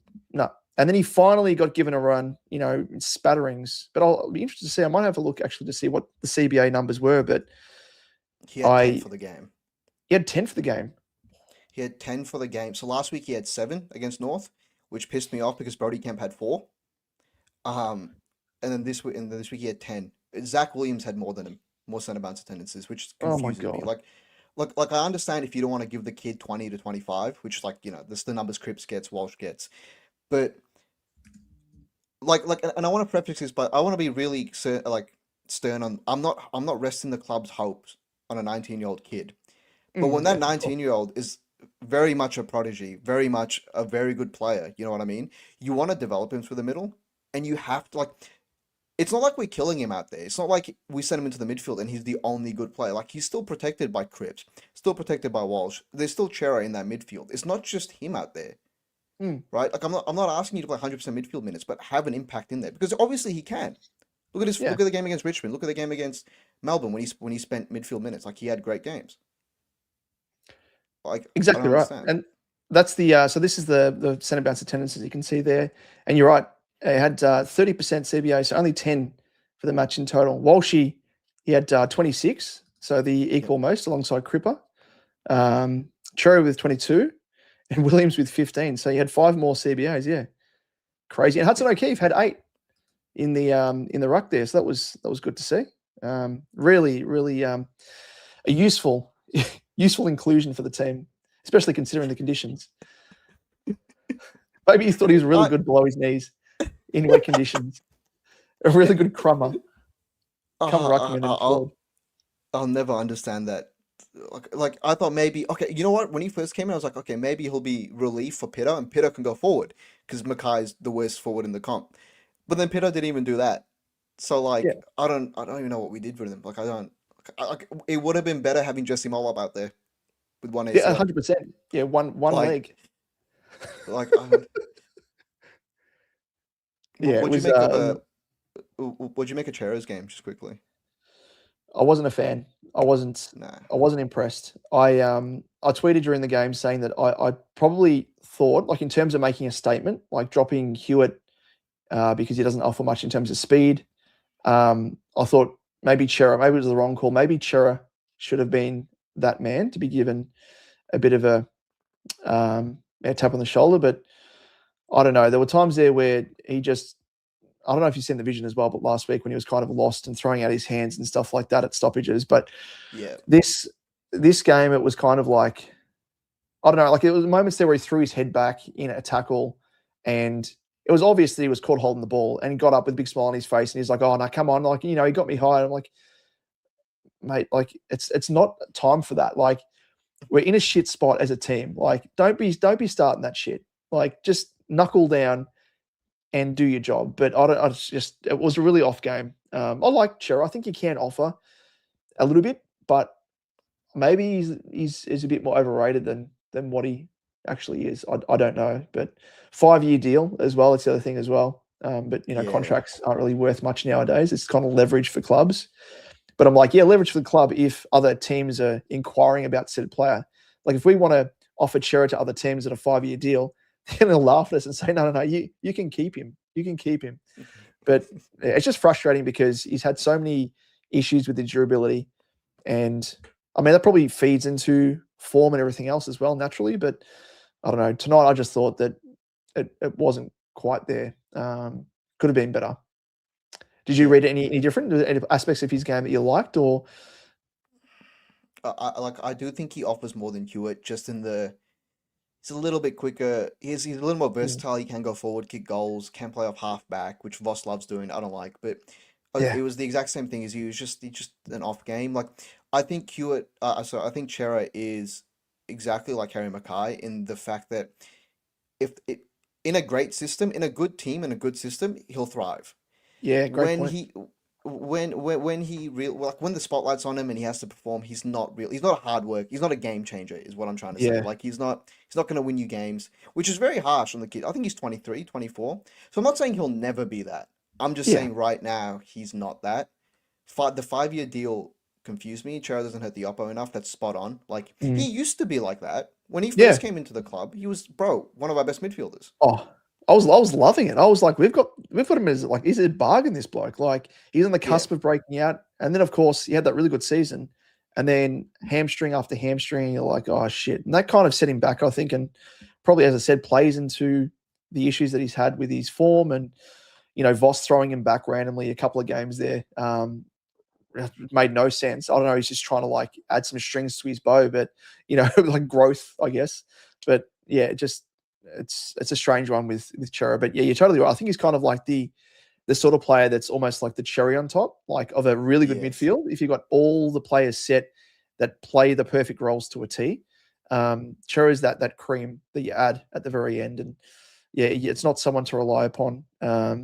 Where you've got a struggling team and the whole team's struggling and you need people to stand up. You kind of can't turn to him.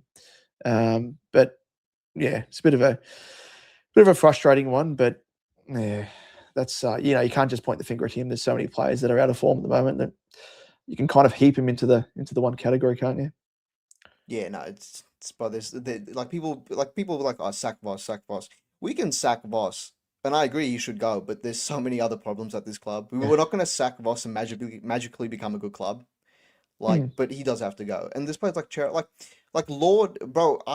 Considering we dropped Hewitt after being probably one of our best on grounds last week, right? Most touches, most tackles. I would want them to seriously consider dropping Chera for Lord. Yeah, I agree. I'm a massive fan of Lord. I'm a Lord man. Oh, I love Lord. Same. Yeah. He's so good. Like our next midfield is him, Jagger, Walsh. That's our next midfield, like for sure. That's and like it's interesting you brought up Chera, like the trade bait. Like, do we get rid of him? That's a very and like he's probably the only player on our list that's contracted that has value because he is so young. Yeah. No one like if we trade Mackay, what are we gonna get from him? Not much. Walsh just re-signed for 8 years, so it's literally just him. That's the only person with value. So it'd be interesting to see what we get for him or what we do with him. Because like if we are in like a mini rebuild, I wouldn't mind getting rid of him. Because like honestly, my biggest takeaway from tonight, I don't know if you'll agree with this. I don't think we're that far off it.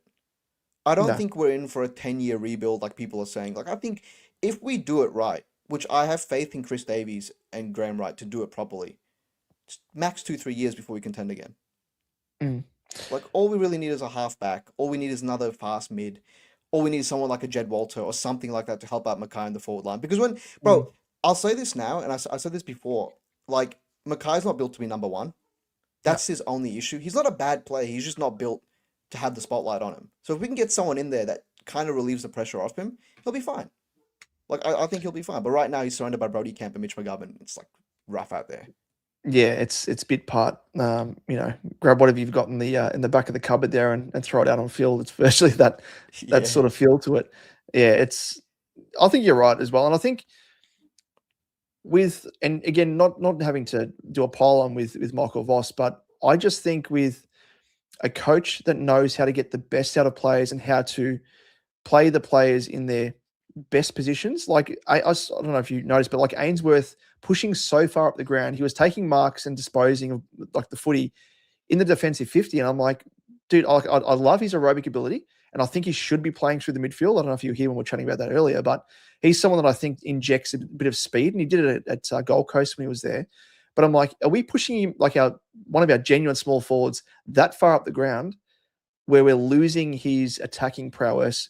Just doesn't really make sense. So I don't know, like there's guys like that I think are being played out of position or not being played. So I think you might have mentioned it on Insta. I spotted, and it was Hayward. Haywood. Sorry, yeah, Haywood. Yes. The way that he was being played compared to when he was at Sydney, and that just highlights kind of my point around, players are being played out of position in a sense, and Yep. you're not getting the best out of them. Like they're being made to, as a golfer, they always say, playing with your one wood. He's virtually being played to, drive a golf ball with a sandwich. It's stuff that's foreign to him, to the point where he's playing up the ground so often that he's like, okay, well, I'm out of kind of my safe spot. And what I love to do is kick goals, be mercurial, take marks along the wing, push as far up to there as I can, but then move back. And he's being played all around the ground in positions that are foreign to him. So I just think that if we have someone in that's, not essentially a senior coach, I mean, I'd probably prefer to have, I don't know about you, and let me know your thoughts as well, but I much prefer to go for a new age coach that has these new perspectives, like an Uze, like Stephen King as well, like the moves that he was making game day, pushing an extra up to the stoppage as well, all that sort of stuff. I'd love to have someone come in, and I think with a coach with a fresh perspective, with the team that we've got, might be able to get a little bit more out of what the team is currently offering. I liken it to, Pagan coming across to coach Carlton's team with a bit part side, with suburban type footy players and delistees from other clubs because of the salary cap scandal, and adopting that, with Pagan's paddock, kicking it long to Wayne Carey, who he didn't have, obviously, and it just didn't work. So I'd much love to see a coach come in and see what we can do. And I think we can actually be competitive without, being in the doldrums, which is where we are now, remaining competitive while still rejuvenating the team with youngsters coming through. So I don't know, but what are your thoughts in terms of, in terms of the way that players are being played, but also once Voss leaves, because it's going to happen, would you prefer us to go with a younger coach or a seasoned coach like a Horse or a Simo or someone else like that? I With think maybe a getting an handover old, type operation, like, Paul Roos and Goodwin, for example. yeah, I'm not a big fan of like handover operations because like, what's the point? Just do it now. Like the whole Ken Hinkley succession plan last year just confused me. Like, if you're gonna get rid of him at the end of the year, do it now. Mm, Like, you know what I mean? exactly. But like, anyways, like to answer your question, I think getting a coach like Simpson or Horse is the worst thing we can do right now. I Yep. think that is bro, like you can't look at how different. Okay, look at our midfield that hasn't really changed in the last 3 years, right? Still the core group of guys. We were the Mm. best midfield in the comp 3 years ago. Yeah, we were. Like objectively, now we're one of the worst. That's how far the game has moved in 3 years. Now let's get in someone like Adam Simpson who won a flag 8 years ago. People love to bring that up. 8 years ago, right? 8 years ago, I was 12 years old. I was Yeah. playing fucking Mario, right? So like but you bring someone like that in. Think about how much the game has changed in 3 years. You think his style of football is going to win you a flag now? No, not at No. all. Like look at what's his name? Horse. Mm. Same Sydney list. They just got in Kerno. Same Sydney list. Look at the difference between Sydney last year and Sydney this year. I know they had injuries last year, but it's like, and you look at the best coaches in the club in the league right now. Sam Mitchell, right? What, like one of the best, Adam Kingsley. Like these are young coaches who have just come in, and there's coach like Skipworth. Like I'd love a Skipworth. Mm. I'd love a Corey Enright, like someone like that, if we can get them. Because do you think anyone really wants to come to Carlton? Someone, and here's a caveat with this though. The only reason anyone want to come to Carlton is if they're either money, which I hope it's not that, or if they're really, really ambitious and want to make their career on fixing Carlton. Can you imagine being the coach that fixed Carlton? Yeah. Like that, make I your heard career. someone, it might have been, I don't know if it was James Hurd, or it might have been Jimmy Bartell, recently on was Footy Classified, or one of those millions of shows that they have on. And I think it was Jimmy Bartell, and he mentioned it, saying like it would be a legacy piece for like a new coach coming in. And imagine if you were able to fix Carlton and win a flag, break the drought. Like you would be Yeah. lauded as one of the all-time greats up there with Parkin. Like it would be, almost bronze statue outside of Icon Park type areas. Yeah, no. Well, I mean, when do we re-sign Voss? When did we? Yeah, we've given a new contract since he came in, right? Or did we get him in with a 4 year contract? No, Voss we re-signed off the back of the 2023 season. Okay, you know Voss is like one of the most highest paid coaches in the AFL right now. He's top 3. Really? He's Holy on over a shit. million a year. He's on over a million a year. So he's That one of the highest paid coaches in the AFL. in hearing that, I'm shocked, but at the same time, I'm not surprised given it's Carlton, and we're just Yeah. like this with money and expenses, and we're like, oh, we're a club with like so much money. Don't worry, we can get through this. Fancy like, Yeah. and that's literally paying someone based on reputation as a player and name, 100%. And though like he got us as far as he did in the 2023, prelim, which was good, but it's so Carlton, isn't it? So reactionary off the back of one really good season. Shit, let's give him all the money in the world. Let's give him an extension of 2-3 seasons instead of just being like, okay, well, this is a good start. This is really good performance. Continue it. And then beyond that, we might think about extending your contract. Like, are we worried about other teams trying to poach Michael Voss at the time? Bro, I don't know, because like even like, bro, I was very, very I was a massive Voss fan in 2023, right? But I never in that time period was like, man, what a great coach. What a coaching masterclass. I was just like, we're a good club. Like, I think we have great players, individual players. Like, you look at our success, bro, I've always been like this. We've always relied on talent more than game plan. It's like it's always been inconsistent. Like, there'll never be a team in the AFL that can win 23 games based on talent. Yeah. Which is why we've never been consistent. Like, since Voss has come in, 2022 had a great start, and we fell off. 23 had a poor start, and then we, had a great second half. It's always like 2024, great first half, we fell off. 2025 was the outlier where we're consistently shit. Yeah. But that was like, we still led 9 of our first 11 games at halftime that year. Yeah. So there was still the fade out element of that, of that coaching plan. And I think now we just don't have the talent. We've lost Kerno, we lost TDK. Silvani, who is, people will say he's not a massive out, but now we're forced to watch Lewis Young in the back line. Like, that's what Silvani brought, you know what I mean? So we just don't have the talent now, and he's lost. And that's why he's just chucking. You brought up players out of position. I'm not sure if you've seen this. Like that Hayward post, I did make that post, and you'll see Hayward playing on the wing for the majority of the time at Carlton, while in Sydney he's kicking. Bro, Hayward kicked 29 goals last year and 41 the year before. Yeah. Like that's Will Hayward, right? Yeah. Can you do me a favor? Can you go look at Ben Ainsworth's heat map against Melbourne? Oh, against let me just have a squeeze. Bring that up and I'll keep talking. So you bring up players out of position, right? Ben Ainsworth, great player from Gold Coast. He didn't kick that many goals, but Gold Coast had a great forward line at the time, right? You play a player like Ben Ainsworth to his strengths, and he's probably our best small forward. Look at where we're playing him against Melbourne. Just have a squiz. Alrighty, and tell me if you can even make sense of it a little bit. Alrighty, so that should show up on screen there. Yep. What the hell? That is a defensive winger. You were playing him as a defensive winger. So quarter 1, that's his heat map there. Quarter 2. Okay. Yep. Okay. He's just a bit of a swingman, and then another swingman as well in the just hugging the pockets and the flanks. We play that defensively that we're telling Ben Ainsworth to go back. Bro, if I was Ben Ainsworth, I'd quit. I'd be like, fuck this. On the spot. I'd be like, I'm not playing. I'm injured, bro. Like, what do you mean run back to the back line? What do you mean? Like, so he played that game, and I watched it very closely. I watched it from level 2 on the wing. He played the defensive winging role. And that allowed Campbell Chesser to push up on the other wing so he could cover him. That's what we did. So we thought Campbell Chesser was going to be better offensively than Ben Ainsworth. Oh my God.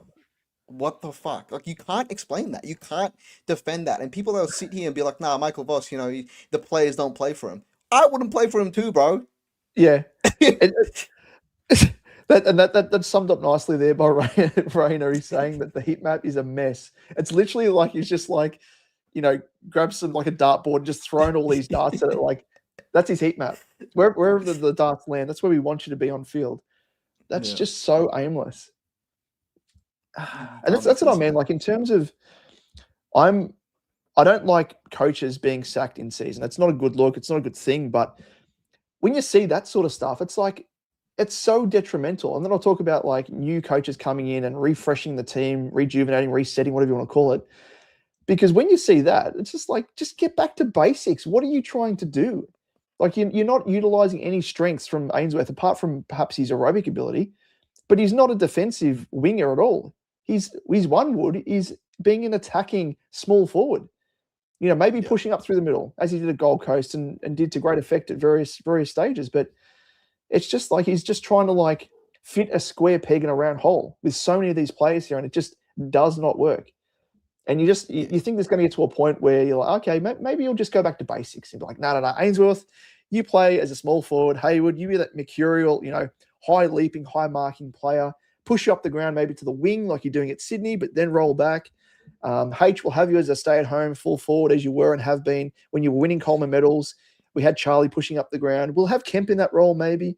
Just trying different things, but still utilizing and leveraging off the advantages and strengths of players. It reminds me so much. I don't know if you remember this, but Leon Cameron in his last season at the Giants, he was trying some fucking weird shit. And I remember, Josh Kelly, he's one of the best wingers, and I think he's All-Australian in that position. He was using him off half forward flank, and I think he pushed Cogs into like a pocket at one stage, as like a forward pocket. Like your two best players in the engine room. And maybe, of course, Josh Kelly, he rolls through the engine room, but traditionally a wingman. And I remember the commentators were cottoning onto this and pundits in the media, and they're like, what is he doing? And it reeks of that, like it's a coach being desperate and being like, you know what, I'm just going to try some different things, and it might work to the detriment of the team and the performance overall, but I'll try it. It's so strange. Don't know what he's doing. Is it self-sabotage? He might just be trolling us. He might just be like, it's my last year. Just fuck you guys. Here you go. He's just making us lose our minds. Like you said it before, like square pegs, round holes. But he's trying to reinvent the wheel. Yeah. Like you don't. He's a forward. Like he doesn't have to be a backman. Not everyone needs to be played out of position. Like I get. One of his like position changes I've really liked is Matt Carroll on the wing. Yeah, 100%. I thought that's been incredible. But not everyone needs to be played out of position, bro. Like, like you know what I mean? Yeah. Like it's he's just trying shit for the. He knows he's gone. He knows. Yeah. He knows he's gone. He's trying shit. He's trying to see what sticks. Trying to hope for 2023 to happen again. It's not gonna happen. It's just not likely. And like you brought up before, like sacking a coach midway through the year isn't a good look. I agree, but like it's like and like I don't think there's a benefit to sacking him midway through the year. Anyways, I don't think it's not going to change where we are as a club or anything. But what it will do is save some of these kids, because I'm watching Ollie Hollands lose whatever made him special. Like the kid no longer goes on runs. Like he's scared of the ball. Like, and I'm seeing him become aggressive and angry and frustrated. I'm like, that's not Ollie Hollands. You know what I mean? Like, no. Like this kid's like, and like I don't want him to ruin Jagger. I don't want Jagger to be a halfback now, and Jagger to hate his life. Like, I don't want Elijah Hollands to like lose his flair, and like I'm scared he'll coach out some of the strengths of these younger players, because like the older players, like they're already dead, bro. They're already like old horses. They've been beat to death already. Like Cripps is already really not motivated, and it's. But like some of these younger kids still have spunk. Like I want Jagger Smith to enjoy playing football. I want Harry Dean to enjoy playing football. Like I'm scared they're not going to. I'm going to Carltonize them this early. And like maybe, if we get rid of Voss, maybe it'll be a new outlook. Like look at Stephen King, right? Perfect example. Like they're in the exact same position as us. They lost arguably two like greater stars than we did. They lost their entire midfield. They did, yeah. And people bring up our poor kicking efficiency. We are 15th in the comp for kicking efficiency. 16th. The two teams that are worse than us?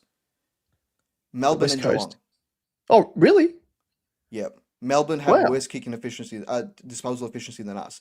So it's not like we can't. It's like it's just game plan. We just don't really push it. Like yes, we're a bad team with like skills, and I want to prefix it like it's on the players as well. It's not just on the coach.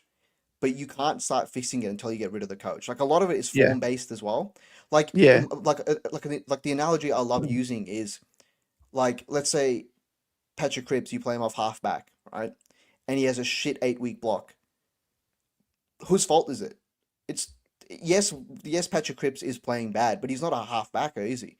So you place the blame on the coach. Like and then it affects the whole team. Like all these little changes, then the morale's down, and then your players stop playing for each other. They stop running, and then they're frustrated, and then they start giving away dumb free kicks. And then what irritates me the most is when we start punching on with the opposition. Like we're not a tough team. We're not a tough team. Like, you know what I mean? We're not tough. Like that's just fake bravado. The Sydney game was the perfect example. Like we only started getting physical when we started losing. Like Yeah, that shits me. frustration. Like so, there's a lot of things that can go well by sacking your coach. But I understand it's not going to change much. But he's killing some of these players. You can see Yeah. it in real time. Yeah, I totally agree. I think it gets to a point where it's actually detrimental to the team's morale, the chemistry, and getting the best out of players. And like as you said, the young players are the ones that the older ones have been there. Cripper's been through so much shit. He's Teflon. He probably doesn't give a shit. But you can even see with Cripper, he's getting frustrated now. Like he's starting brawls. Like the Sydney game, I was just like, whoa, mate, like just ease up a bit. It's the first game. Like he was showing a bit of frustration, and then against Richmond and stuff like that. But yeah, you don't want these young guys in here who're still quite fresh and supple almost, like in terms of their morale. You don't want to be, I guess, stamping all over them to be like, okay, well, they're at a point now where they're not confident in playing their style of game. And like you said, morphing players into positions that don't suit them. And that's kind of what we've just been talking about with Michael Voss. That's off the back of that, the byproduct is poor form, and beyond that, it's morale, confidence, and once confidence hits a really low point, it's hard to get back from there. And I think we're at that point where Voss isn't seeing the light, and he's not being like, okay, well, maybe I just might get back to basics, and maybe throw caution to the wind, which is kind of what we're doing in 2023. I remember that second half of the game against Gold Coast, and it was like it went from the standard one-dimensional kick down the line, be safe, hug the wings, to being like, you know what, we're losing this game. Let's just throw caution to the wind, and we're like kicking into the middle. We're using the corridor more. We're taking risks. And it's just a wonder that we're not trying that. But I think it's kind of got to the point where we're so low on confidence that even if we were to try that, it wouldn't come off. And we're probably seeing games there where our disposal efficiency is terrible because our confidence levels are that bad. We're like, we can't make that kick. We know it's going to be chopped off by the opposition in the way that we structure and set up. So I think it's just we're at a point of no return, and Voss probably knows that as well. But the other thing I want to just quickly gauge you on, and we might wrap it up shortly, but just with regards to, I'm a big fan. I'm a big lover of building a nice culture, positive vibes, but I'm also a bit of a balanced type outlook. So like with regards to positive reinforcement for some good things. And there are players that I think probably need positive reinforcement, and they respond better to that compared to being negative and being harsh on someone, which is probably why old school coaches don't have part in the game anymore. Like a Malthouse, Kevin Sheedy. But I don't know about you, but it just feels as though we're kind of gone, and even just the way that Voss talks, the way that he operates off the back of losses, you don't really see any passion, any anger, any, I guess, overall frustration post-game. Like as supporters, we obviously have investment, but as the senior coach, you'd think that he would have a level of investment as well emotionally.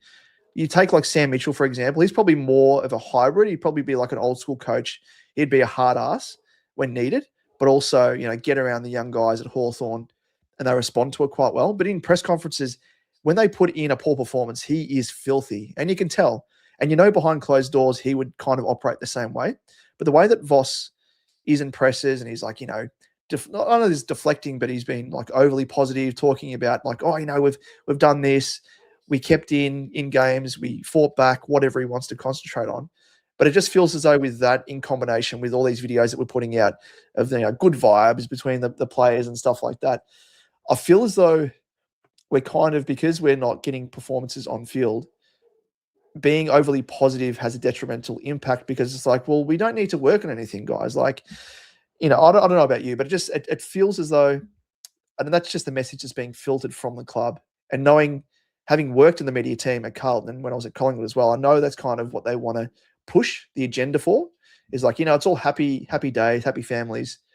But I just feel as though Voss as a coach, he's lost that edge when he was a player. And I don't know, I just feel as though that he wouldn't be overly, not harsh, but like critical, because I think there are times there where, as I said, that you need to be positive with positive reinforcement, but also a bit of negativity, which McRae is probably good at. He's that guy who is positive, but also is quite negative in a sense where if he needs to call someone out for something, Even in press conferences, you can tell that he's kind of like his mask has slipped a bit, if you want to call it that, where he's just like pretty filthy. Yeah. And I've dealt with umpires as well in recent times, doing some edits for the club, and seeing the way he operates behind the scenes. And he's like a dad, you know, a dad that's like, you know, a fun dad. But when he needs to discipline someone, and when he becomes like dad becomes angry, you know he's fucking serious. So it's just like it almost like comes across as that. Whereas Michael Voss is just the fun dad without being disciplinary or like pulling players into line or setting a standard. I don't know about you. Sorry, that was a long-winded sort of explanation, but that's kind of my viewpoint. I don't know if you have something alternative or whatever. Nah, it's the set like Pommy in the chat. Shout out Pommy. He explained it to me pretty well.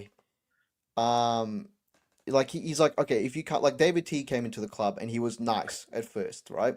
Very nice, you know, he was like a mate with the players, right? And then when he became mean, like due to lack of better words, I don't want to swear on you, I don't want to get you demonetized. When he started becoming mean, that's when the players were like, oh, why is he being mean to me? You know, like he's just taking his frustration. Where I think if you come into the club and be mean first, right? Then you set like a level of respect, like you demand respect. I don't think Voss demands respect. They can bullshit all they want and they can be like, he's a motivator of men. Bro, that guy couldn't motivate me to get out of bed. Like, he genuinely is one of the worst. Like, I sat level 1 wing at the North game and he's on the bench constantly. I was close enough to hear the chatter from the benches, right? I'm looking in the fourth quarter. Clarko comes down from the races and he's there last 5-6 minutes of the game, and I could hear him. He's very vocal, very active, right? And he's like he's ripping into LDU. I'm sure you saw the clip of him punching McKercher at third quarter time. Yeah. Right? I'm looking at Voss when the game is on the line and we are getting ripped in the midfield and we're getting bullied everywhere. He's sitting there silent as a fucking mouse. Yeah. He is not saying a word. He has his arms crossed on the bench. And I would think, like, if you're a motivator of men and you're on the bench, you would be, you know, directing traffic, you know, really speaking to your players. He doesn't speak at all. He sits there with his arms crossed or farming. Like, guys, look at me, I'm Michael Voss. I won 3 premierships 20 years ago. Like, genuinely, that's what he does. You need. Yeah. And I think there's something in, and like, to answer your question quickly, like, yeah, I think he's just not, like, when I listen to Sam Mitchell after presses when they lose, I feel motivated. I'm like, fuck, you know, I don't want to lose for that guy. I'm not even on the team. And Sam Mitchell does a great job of explaining why they lost. I've never watched the Michael Voss presser and understood why we lost. Like, he just talks in circles and he'll use like these words. I don't know what to call them, but he'll like just intangibles is the only way I can describe. It's just, he's like, oh, we just got to fight more. We just got to activate. We got to quantify on the field. Buzzwords like business talk, like LinkedIn type buzzword. Yeah. He'd be a huge operator on LinkedIn. Yeah. And I'm like, what the fuck are you saying? Like, what do you mean we need to fight more? What do you mean we need to win? Like, it cooks me when he's like, well, you know, we just need to be hard in the contest and win the ball. I'm like, is that not a prerequisite for like football in general? Does every team in the comp not try to win the ball? Is that like something you thought you just came up with and was like revolutionary? Like, groundbreaking, reinventing the wheel, as you said. Like, yeah. So like, but I do think that he is being told to settle it down by the club. I think we are a club like that, where if you saw when he first came in 2022, there was that Gold Coast game that we lost. Remember, like the one where Cripps went out and we lost by 40. We went over there to the Gold Coast. Yep. He was fucking filthy after that game. That was his third game in charge. He was filthy, bro. And like the media gave him the out. He's like, do you think Cripps contributed? Because Cripps went out in the first quarter. Cripps was like in Brownlow form at the time. And they were like, oh, do you think Cripps going down, you know, like affected your thing? And he's like, no, it's not good enough. If you rely on one player, we're not going to a football club. He says something along those lines. I'm like, bro, this is beautiful. Yeah. And ever since then, he's toned it down. Ever since then, you know. And he did it again in 2024. Remember the first Geelong game that we lost? Yeah. 2024. Yep. Yeah, he was filthy after that game too. He was like, fuck, he was pissed off, bro. He's like, you know, that one hurts. You know, like we shouldn't have lost that, and like we should have been better. And I'm like, you don't hear him speak like this, but I genuinely think like he's not allowed to speak the way he wants to, because you can't sit here and tell me that Michael Voss, who he was as a player, like you hear the stories about him as a player, has changed that much in 20 years, where he's now a soft woke coach. Like it can't be. I think he's a lot tougher behind closed doors, which is why I think there's a lot of bust ups between, like, you look at Doherty in the media, right? Like the way he talks about the club, the way Kerno left, the way Silvani left. he's definitely a lot tougher behind closed doors, and whether it's the right way to go about it, I don't know. But like, I think all in all, I think end of the day, he's just a bad coach in every single aspect. I don't see a aspect of Michael Voss where I'm like, I rate him. I think he's good there. He's shit at talking, shit at coaching, shit at motivating. Yeah, exactly. And you'd think that like the way that he's been kept on, you'd think, okay, well, if he's not like because I mean, the word about McRae at the Pies is that like he's a great motivator, and you have Skipworth, who's like a really good tactician, and you have guys around him, McRae that is, that can really do all the hard yards, and McRae's there to help motivate the players, and he's a good vibes man. Like I met him when I was at the club, and one of the better gentlemen, I'll call him that, within the footballing landscape. But you're totally right.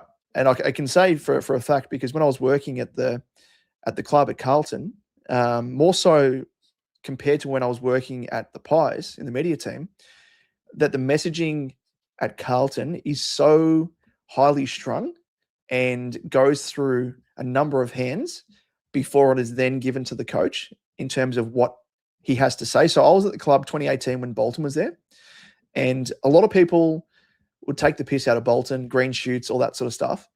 But classic thing with regards to like him and the way that he spoke, buzzwords, all that sort of stuff. And that's just the way that the club operates, like the media side of things. But Bolton was like, it was a pretty hard man. Like he probably wasn't the best motivator. That was probably his downfall. But I think tactically he probably was a good coach, and probably why he was a good fit at the Pies as assistant coach. But yeah, I think that you're kind of molding coaches, and that's the thing nowadays is like there's so many clubs that try and be like that PR sort of operation. It's not just like, okay, you're going out to get wins like Mick Malthouse style, no matter what. Like Mick Malthouse was like, players can do whatever they want. They can do coke. They can do whatever shit they want as long as they turn up on game day and like perform. He didn't care. But nowadays, like they've got to represent the club and everything else. And yeah, it's 100%. It's correct. Like that's kind of the part of the AFL landscape today that's just a natural thing. So you're right. Like it's hard to say without being in the four walls with Voss there. Maybe he has that edge to him. But I know there were times there with Bolton when he was the coach, when I spoke about earlier, like the mask, I call it, like the mask slipped, and Bolton deviated away from like, you know, the messaging, green shoots, all that sort of stuff, and was filthy. And, you know, naturally he was frustrated and let that sort of filter through.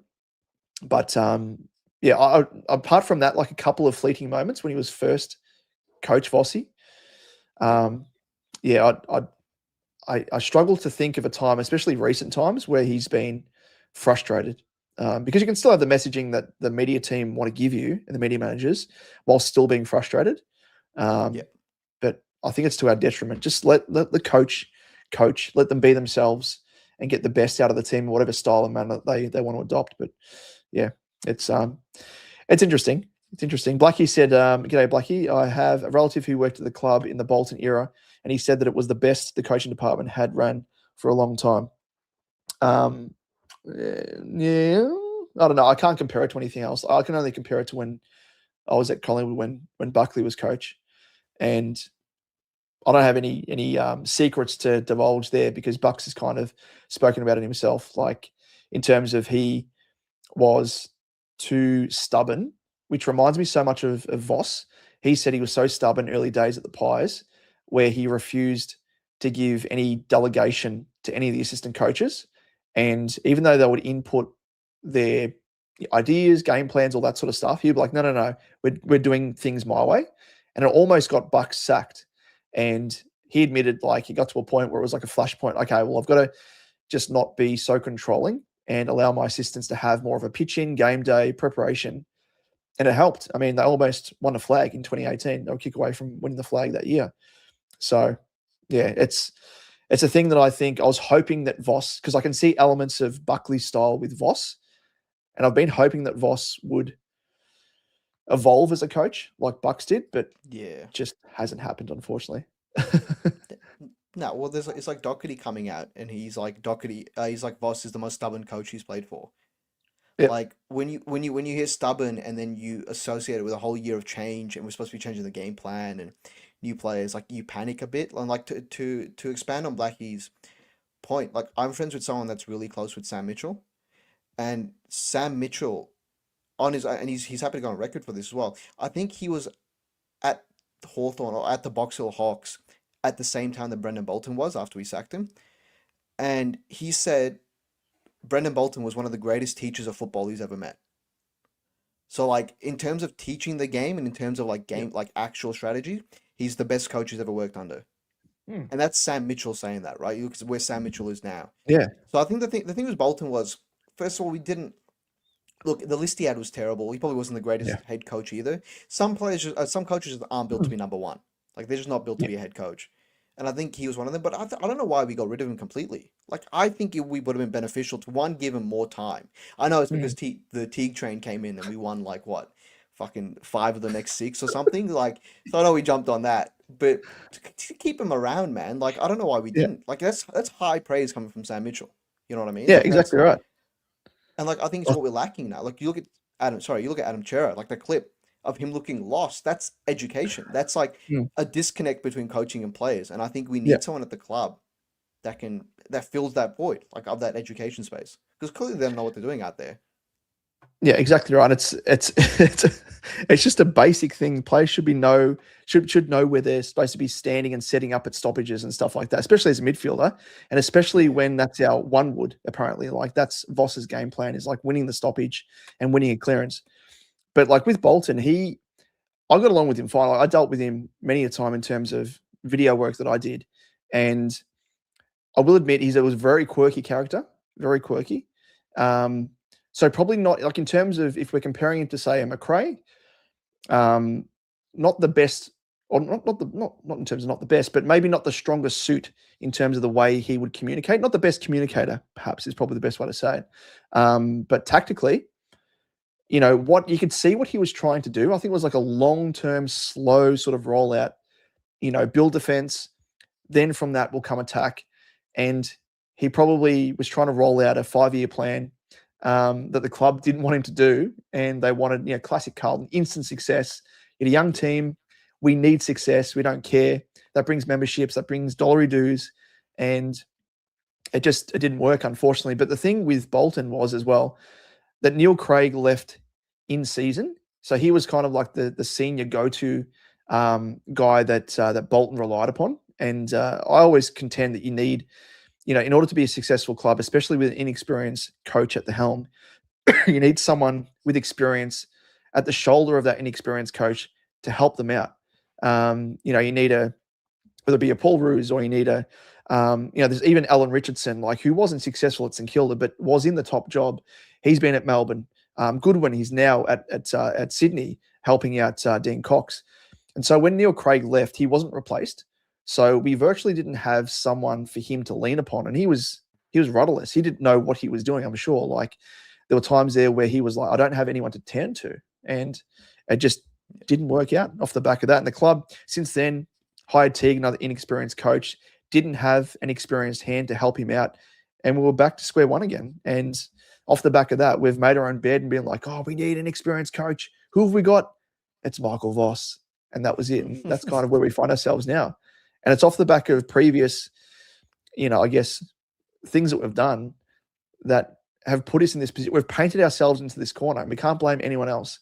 It's just the failings of what we have and haven't done over the past few years in terms of hiring the wrong coaches, or not hiring, the support needed for these inexperienced coaches. And it's so frustrating because all I want to see off the back of Voss going is hiring the right person for the job. And that's why I'm so happy we've got Graham Wright, because I'm confident that we can find the right person for the job. It's been a long time coming. How many years since Bolton, Teague, now Voss? We've wasted so much time with the talent that we have on the list. But yeah, hopefully we can find that right puzzle piece and then build out from there. At least we've got some youngsters coming through, which looks right. Hey, we could be in Collingwood's position where we've got a few youngsters apart from Dacos and a couple of others. So, yeah, could be worse. it could be 2018, you know. Like I think people, but you got to calm it down. Like I lived through 2018. I was 13 years old in 2018. I went to every game, so like we're not that bad. It's not that bad. Like people will make it out to be doom and gloom, which it's not the best, but we're not that far off it. Like genuinely, I think that, and I trust the people running. Like you brought up, you know, Graham Wright, Chris Davies as well. You look Mm. and you bring up our last three coaching appointments. The one constant between all of those appointments was Brad Lloyd, Yeah, our last exactly head of right. football. Yep. Yep. So he's gone. He was there for a long 8 years. And bro, like I have spoken to Chris Davies personally, like face to face for like 20, 30 minutes. The way he speaks, the way he carries himself is so different than Brad Lloyd. Like Brad Lloyd was our head of football for 8 years. I don't think I can remember one interview of Brad Lloyd speaking. The guy was nowhere to be found. Like Yep. he didn't want to be in that role. So I think we've got good people leading us now. I hope Graham Wright keeps on doing what, because so far they've talked the talk. Like they've, Mm. you know, they've done everything they said they're going to do at for now. But just this next coaching, bro, the next year, this year and next year, because we've got 20 players out of contract too this year. That's true. It's Yeah. going to be really, really important, and I think it'll define the next 10 years of this club. So Yeah. it'll be 100%. exciting. Yep. Be exciting. Exactly. We'll wait and see how things go. We've got only 19 more rounds to go. The regular season, then finals, and then we'll work out from there as to who we go for. Just in closing, who's your early tip? I mean, there's a lot to play out, obviously, but who are you hoping we try and go for in terms of coach that we try and target? See, Is for there me, anyone that comes because to mind? it's Skipworth. It's Yep. Hayden Skipworth straight away. But the thing is, he's turned down a coaching role somewhere else. Yep. So the next name comes to mind is Corey Enright. Yep. And if it's not him, I got one that's left field for you, right? For like content clips, right? Kate Simpson. Oh, Simo. Yeah, of course. Yep. He's at the Hawks. He's learning under Sam Mitchell. The only Very thing true. is like he's Carlton. Like he's a Carlton person, and normally Yeah. Carlton people are losers. So like it's just inherently in us. Yeah, exactly right. You can't shake that. You can't wash that off. Nah. So I'd like to see him at the club, maybe if no one else is there. Because like, look, elite culture at Hawthorn, maybe it's washed off him, but I don't know. There you go. I'm sure. Have you heard that name before? Has anyone said that to you? Simo? Yeah. No, I haven't heard There it. you I go. mean, I've heard in terms of ex-Carlton people, there's Adrian Hickmott, who was one of my favorite players. You probably wouldn't remember him. You're probably too young, but he was a real like hard at it. He was like a suburban Paddy Cripps. Like he was someone Yeah. who didn't have the bells and whistles like a Cripper, but threw his body in and did some nice things and was a good player. Played quite a number of games for Carlton and one of my favorites, and renowned, great assistant coach as well. So I don't know, maybe him, but yeah, I'm kind of worried about ex-Carlton players coming back into the fold and Yeah. them reactivating like whatever was like pushed into the back of their mind, all the PTSD, and it just reactivates and they're like, hey, let's be a shit club again. Let me be a shit coach because I'm at a shit club. Nah, Carlton's a good club. Come to us. We'll pay you $1 million a year. Why wouldn't you want to come to us? Maybe that's the long game they were playing with Michael Voss. They're like, hey, we can attract any coach because we'll pay you $1 million. We don't care who you are, as long as you give us one successful season. Oh, classic. Easy, mate. Well, I better hang up the mic now and get some sleep because I'm going to get up early in the morning. But thanks for jumping on, man. Really appreciate always having a good yarn to you, man. It's always good fun and a nice little laugh as well. yeah, thanks for having me on once again. I don't know how you stay up so late doing this, bro. The fuck's it's 1:20. Yeah, I know. I'm a night owl, and I've got a young 10-month-old. So yeah, normally I kind of feed him around about this time. But my wife, she was the trooper. She subbed in for me and texted saying that he's all done. So I've got to head downstairs and clean his bottles and sanitize those and get them all ready for the morning. So do that and then head to bed and then get up in the morning for an appointment for him. So yeah, just I'm kind of like Eddie Maguire, where I just operate on like 5 hours sleep, which probably isn't a good thing. Wouldn't recommend it, but yeah, I'm more of a night owl. Hate mornings. I'm pretty much the exact same. I got to be up in 4 hours for work. So. Oh Jesus, that's worse than me, mate. You've actually got to work. with that, I will let you go and let you have at least some restful sleep, man. Done. Thank you for having me on, Sack. Make sure we sack Voss. Get a sack Voss chant going on. we've got to put one together for sure. And then I can create, I think there was a comment here about, I might have been a little, here we go. So Jonas, who watches our Supercoach Edge content, I always put together a AI generated song, which sums up the round of Supercoach. Bit of a joke segment. So I might do that maybe potentially for the preview of the next game against the Pies, and maybe just add in a few different prompts there about sacking Voss, and we'll see what it churns out. Done. I'll let you go. Thank you for me on once again. Make sure everyone in the chat, make sure you hit the like button. Make sure you're subscribed if you're not already. It's a great channel. Honestly, but I don't watch a lot of Carlton content. I can't anymore. It's one of the few channels I actually watch consistently. So likewise as well. In return as well, only Carlton does some incredible stuff and great personality as well, which you need in times of what we're going through as a Carlton supporter. So we need this light comic relief. So go and check out only Carlton Latush's channel and like, subscribe, all that hoopla, and get around him. So thanks again for joining us, mate, and we'll reconvene once again, no doubt, post potentially the Pies game. And geez, that'll be nice for a win, wouldn't it? Oh, bro! If we win against the Pies, I'll come on here naked. As well, I won't know. I'll just be naked beneath the desk. I'll say I'm naked. You're like, but you're wearing a shirt. Am I only wearing a shirt? Maybe just wearing the hat. At least I'm wearing something and I won't get flagged. Fuck, bro! It's 4 weeks into the season. We've lost our minds. Long year. Collectively. Enjoy the weekend as well, Rainer, and everyone else that has tuned in and kept on here throughout. So Wayno, I don't even know if Terry's still doing his stream. I imagine he's probably packed in the towel. If he's still going, he's an absolute maniac. He just does not stop that man. On that, it was a short fan camp, 2.5 hours. Not bad. Oh, he wasn't that upset. That's why. Yeah, that's true. That's true. Not much to leverage off. People's kumbaya, my lord, kumbaya. Easy, mate. Well, thanks again, and we'll reconvene soon. No, catch you. Thanks, mate.